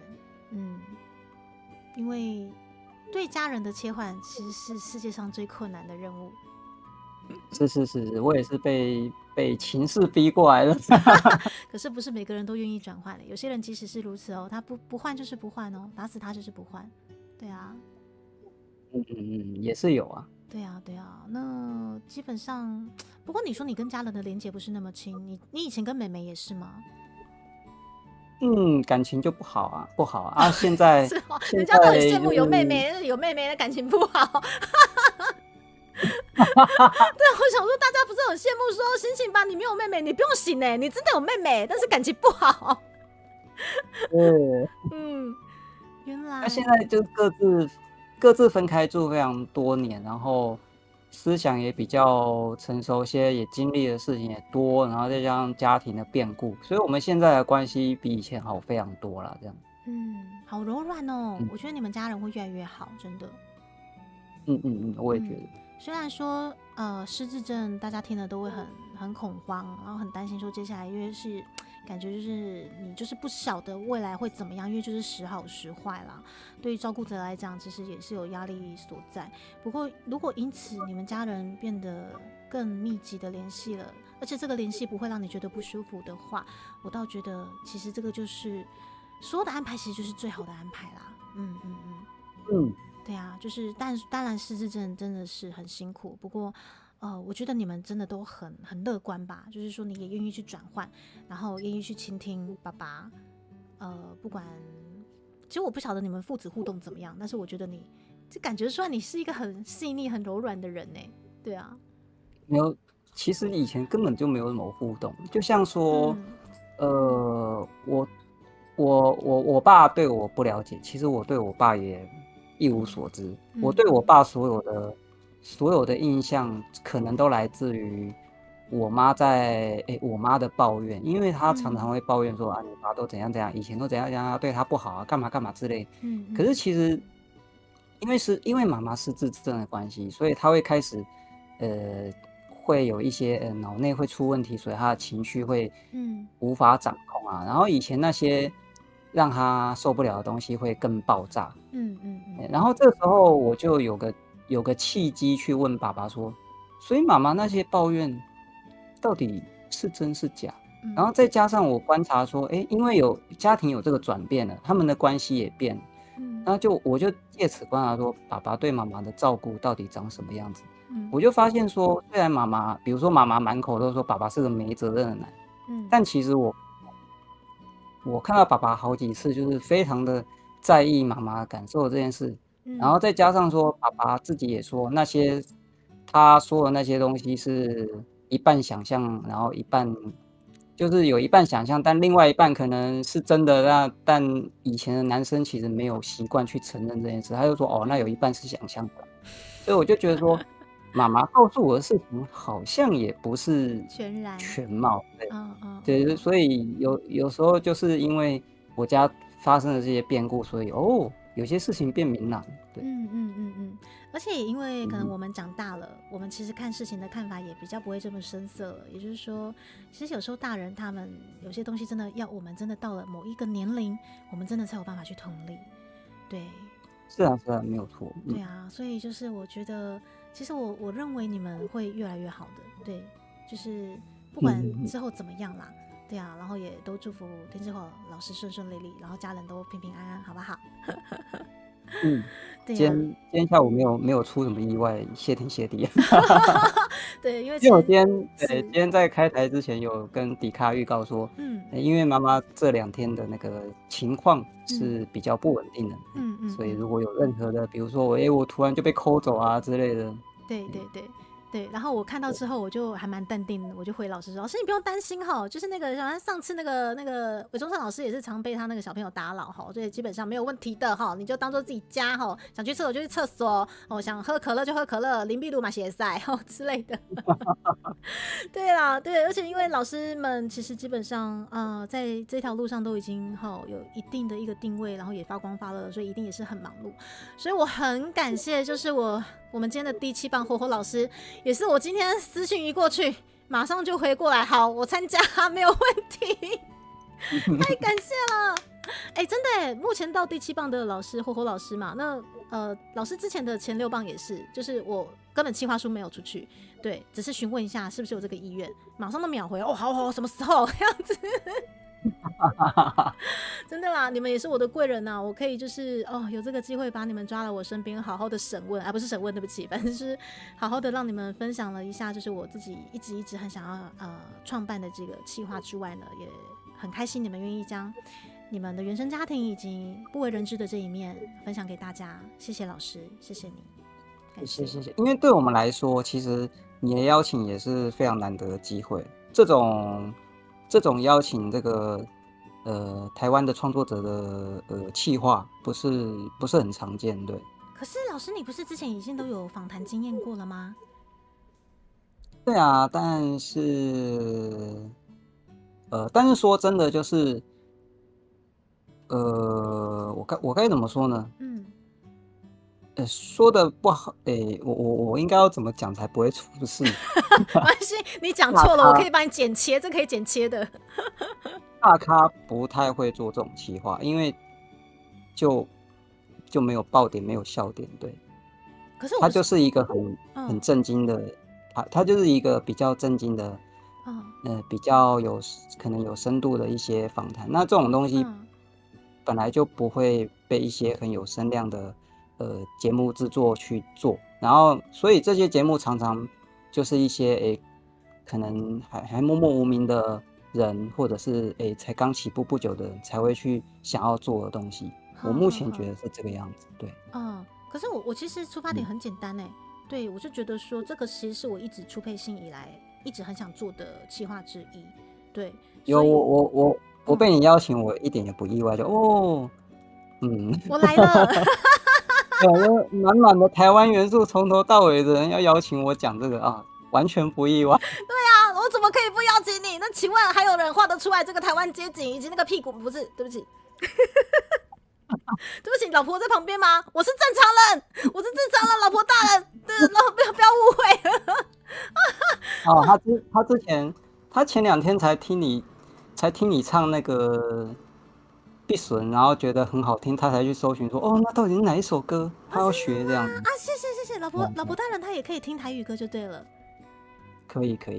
谢谢你们，感谢啦，就是真的是你们不嫌弃啦，对，因为我知道这个访谈性节目很多人做，可是呢，我的访谈方向就是怪怪的。没有关系啊，你就做你想做的就好，是很 OK 的。对，这个也算是圆了我就是本年度想要做的一个企划之一啦，也真的很谢谢老师愿意过来哈。来，我们真的是来4点了，老师应该也疲累了，我们最后一个问题。那我想想还要挖老师什么？我觉得对于莘莘学子想说的，我觉得已经差不多了。老师不会说快逃，对，但是做好准备嘛。那么我们聊一下，老师，你顶摆，顶摆发脾气的时阵是什么时阵？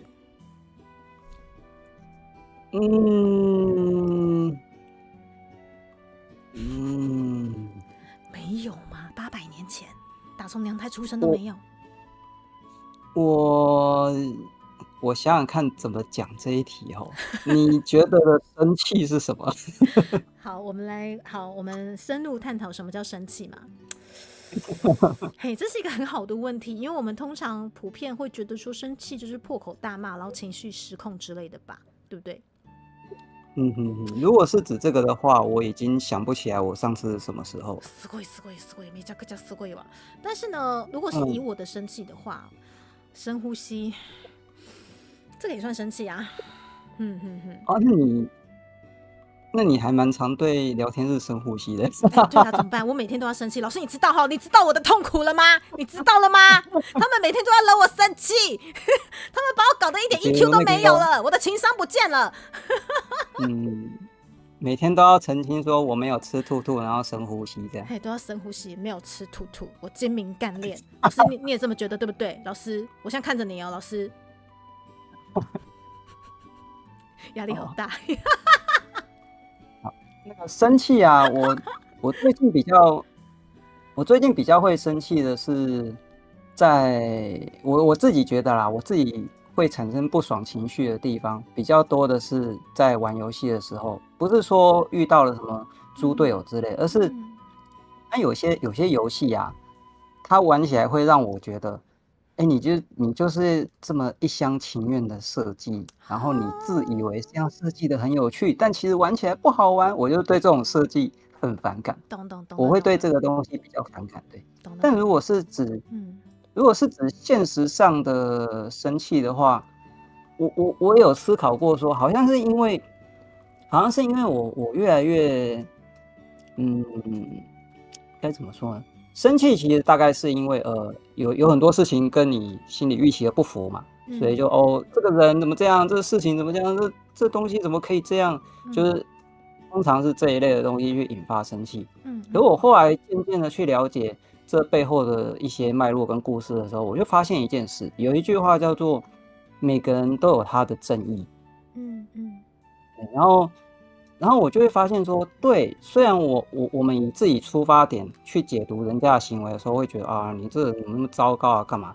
可是其实我觉得更长时候是每个人都在执行他觉得正义跟对的事情，对对，只是说在嗯那个行为在我看起来好像很糟糕，所以我觉得你是不正义的，你怎么可以这样子？那特别是在就是像我妈妈啦，我妈妈失智之后，她其实有一次跟我家附近的超商的店员大吵一架。哦那因为她就是失智，有时候会有那种妄想症，她会突然觉得店员要迫害她，要干嘛，然后就开始去跟她跟她吵闹啊，跟她翻脸啊，然后甚至闹到那个超商去想要去报警。然后妈妈也是回来之后就跟我抱怨说，哦，那个超商好黑哦，然后找黑道要来打他。然后我还打去，因为我知道大概发生什么事，我就打去那个超商，就是跟他们道歉啊，跟他们说这是怎么一回事。所以我后来就发现说，就是妈妈失智之后，我对这些事情更有感触，就是很多事情的背后跟我们看到的好像不太一样。所以我后来越来越没有对现实去生气，是说我觉得，嗯，那只是不符我的预期，但是对他来说，那是他的正义，我觉得比较像是这样子。你们聊天室有没有很多人想起立鼓掌的？哎，的确，而且其实我之前也是有跟观众分享过一句话，就是说，我觉得很多霸凌也是来自于不了解啊，他们也是觉得伸张自己想要的正义，但是没想到自己在霸凌。当然也是有刻意霸凌的啦，但是很多其实真的是因为他看到的样貌跟我们看到的东西是不一样的。霸凌也是一种正义啊，他觉得他在替天行道啊。没错没错，对啊，所以就是有时候会觉得说，其实我常常会有一句话在我脑中，就是说要永远提醒自己，可能会成为不是被霸凌的人，而是成为那个少数。对，因为通常我们都会比较去赞同多数，或者是可能随波逐流多数的一些决定。可是当我们某一天真的不得不成为少数的时候，我们是会被不了解的。对，所以就是因为这样子，对，就是因为这样子，今天如果有一些争执或者出现了一些霸凌，其实都必须要好好的去了解，可能对方或者是说其中可能有一些是我们真的不了解的东西。那当我们了解的时候，其实了解了就不会生气了。对啊，所以我现在遇到莫名其妙的事情的时候，其实与其说生气，我更想知道，对方的正义在想什么。对，对，就是对方一定出于一个正义来做这件事嘛，那我更想知道你的正义到底在想什么，所以你做出了这样的行为。对，不过不是每个人都这么理性。对，这就是老师你果然对不像狮子座。对啊，哇，今天真的是一整个下午，我觉得除了就是我们真的是赏心悦目的 BL，然后不管是黑丝还是我最爱的屁股啦，好了，我不藏了哈，还有就是一些大家非常熟悉的台湾街景样貌，但是我觉得更开心的是我们看到了更多老师不一样的面向。我没想到你是数据人。对，而且说真的，比起数据，就是因为我认为艺术家们都是很感性的，都是情绪波动比较该怎么讲比较大的。对，可是不得不说，其实老师这一类的艺术家，我身边也很多，反而像我这种疯疯癫癫的很少啦。对，因为你们都把你们的情感诉诸于你们的作品里面了，所以或许你们在实际跟我们接触表态出来的就会比较平滑感觉就是比较内敛，但是你们的情感是丰富到全部都在你们的作品里面了。老师应该也是算是吧？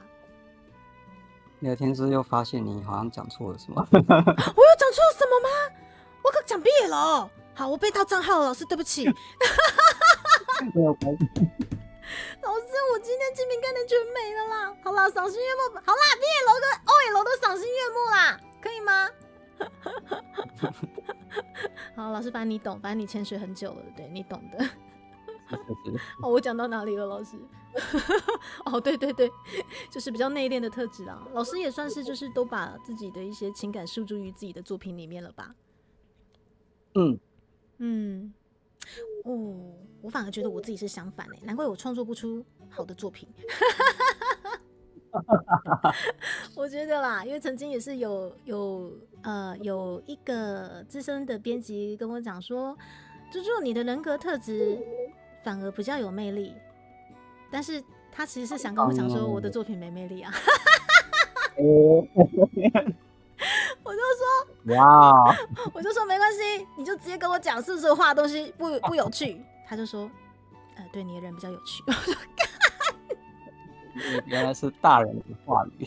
所以这个就是对我那时候听到之后，其实其实有点哭笑不得。对，但是我现在就是反正年纪也大了嘛，圆融了，完完全全可以了解，就是说，对，就觉得说我不擅长的东西，那个就真的是不擅长，我还是负责主持跟嘴炮就好了。好了，也谢谢老师，让我们度过了一个非常不一样的下午，一个非常 oil 香味的下午。谢谢老师，老师辛苦了，你会不会累？不会不会，我才要谢谢你，感谢感谢啊！你今仔日按顿要吃啥？唔知呢。好啊，哥甲水某讨论看卖呀的吼。呵。好哦，那我们现在要来找一个降落的地点了。老师辛苦你了，你可以先行休息咯，可以先挂断，没关系的。好 ，OK。谢谢老师，我们恭送天之火老师。老师谢谢你，希望下次还有机会。谢谢你哦，各位熟悉的面线，拜拜。老师，欢迎继续潜水，老师。老师拜拜喽，拜拜，辛苦了，拜拜拜拜拜拜。耶、好开心，好开心！我又完成了一次好想做的访谈的任务。我其实今天一整天都很亢奋，又很紧张。对，因为没想到就是天之火老师就是真的在我旁边，然后又挖出了老师很多不一样的面貌吗？我真的很感谢，就是这一条路上，就是从以前决定投身创作这条路之后遇到的很多很多好姐妹，然后莫迪克老师也是，然后还有就是这一次的企划陆续被我邀请过来，然后二话不说说来就来的这些老朋友们以及火火老师，对，然后这个企划到目前为止也是让我非常非常多的收获，也让我其实有找到了一些就是成功的创作者的共同特质。对对对，这个是这可以抄一下抄一下我像就只缺我只要看得懂数据，我就可以继续发光发热，对不对？我只要加油的看懂数据，对不对？好啦，当然这些东西基本上那个就是一个有发现的一些共通的人格特质，但是不得不说，想要继续创作的这条这个心，基本上是你没有办法去磨灭的。也就是说，其实不管创作的好不好，成绩好不好，都是用爱去推的啦。对，用爱去发电的。对，那如果用爱发电之下，也有固定的观众、固定的读者以及不错的成绩，我觉得真的是很幸运的事情。对，那我相信，从第一棒邀请过来的老师们，然后到我们目前第7棒的火火老师，但是我觉得他们不只是运气，他们是真的是很努力之外，然后很珍惜自己的身体之外，然后还有一定的一个产量跟一定的一个该怎么讲身材器具啦，我觉得那个就是取代不了的能力。对，我原本想跟老师深入探讨 AI， 但是我觉得时间不够了，再探讨下去，我觉得我要被他妻子杀掉了。我觉得我被他老婆杀掉，老公还我。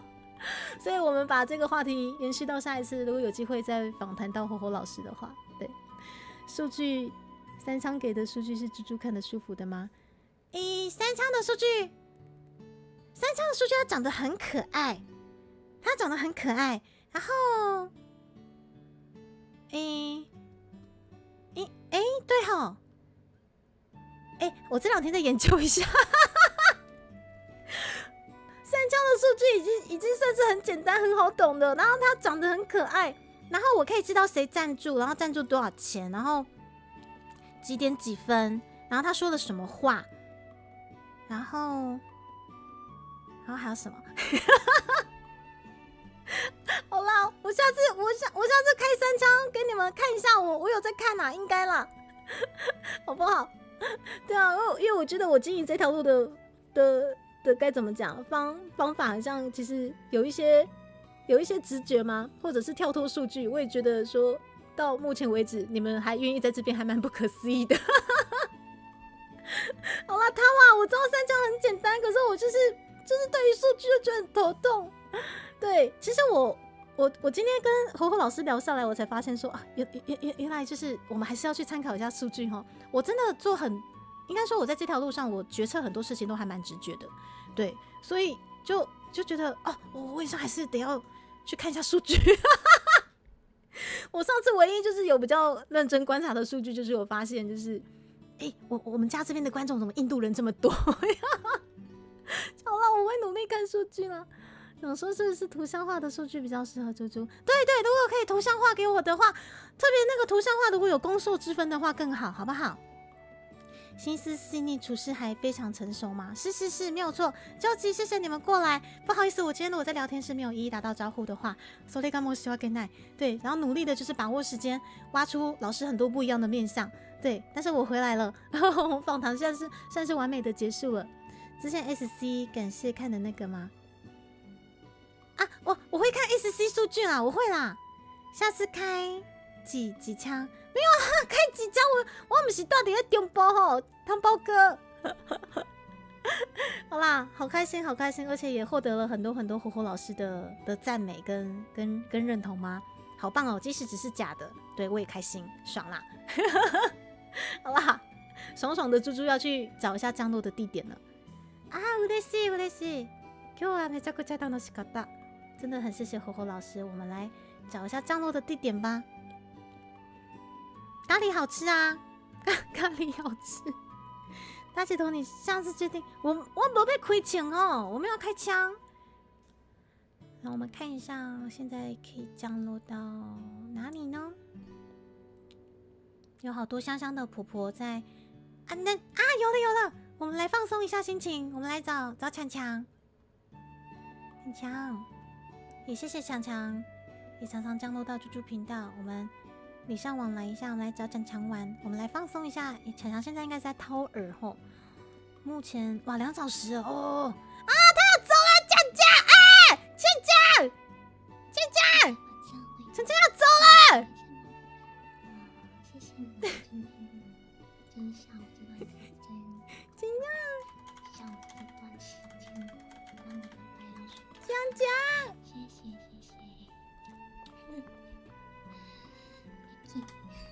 我想说2小时啊，完蛋了，还真的要走了。今天晚上我们再见哦。好，强强这边没有办法降落，那我看一下。什么都可以降落。好吧，强强应该真的要收了。那我看一下，明天猪猪基本上要筹备一下那个什么企划书的部分哈，所以休息好，把时间留给自己。然后我们看他降落到哪里去嘞？哦，没有强强的，我要去哪里？我没有强强的。哦。好，我们来找伊可露玩好了，好不好？我们找伊可露玩。塑胶袋吗？あ、誕生日だよね。誕生日いいね。お祝いしましょう。我们来伊可露的诞生日纪念哈。我设置一下。嘟嘟慢了一步，对，太慢了。刚刚喊强强那一段，你同事非常等一下，为什么长官同事非常惊讶的转过来，为什么？为什么？难得难得，是我讲的太大声了吗？你明明戴着耳机，然后被听到了是吗？我是高泰萨吗？好，谢谢你们大家，我设置完成了，我们去找一可录完喽，谢谢你们。那猪猪基本上明天休息，然后礼拜五见喽。礼拜五早上要去重训哈，然后下午基本上会来，应该是会唱歌，应该啦 ，maybe 好不好？好，我们来切片尾了哈，片尾在这里。好，我们要带大家来看我们高雄的85度 C， 自暴自弃。我的叫声冲破耳机限制，我很抱歉。对，但是强强要走了，我实在是太难过了。我们就只能寻求其他的老婆，好不好？我说只能寻求其他老婆慰藉，这就跟朱蒂卡今天没有开台，你们就只能寻求其他老婆慰藉一样，是不是？是不是？你们应该秒懂的啊，你归大滴滴，对不对？是不是？哦，没有问题。我们85度 C 来了，好不好？それでは間もなくイクロちゃんの配信に到着いたしますので、シートベルトしっかり締めてください。我们即将降落到イクロ的频道。对吧？我买个冷笑话啊。はい、5秒前，5秒之后马上降落哟。5、4、3、2、1。また金曜日，拜拜，大家拜拜，拜拜拜拜。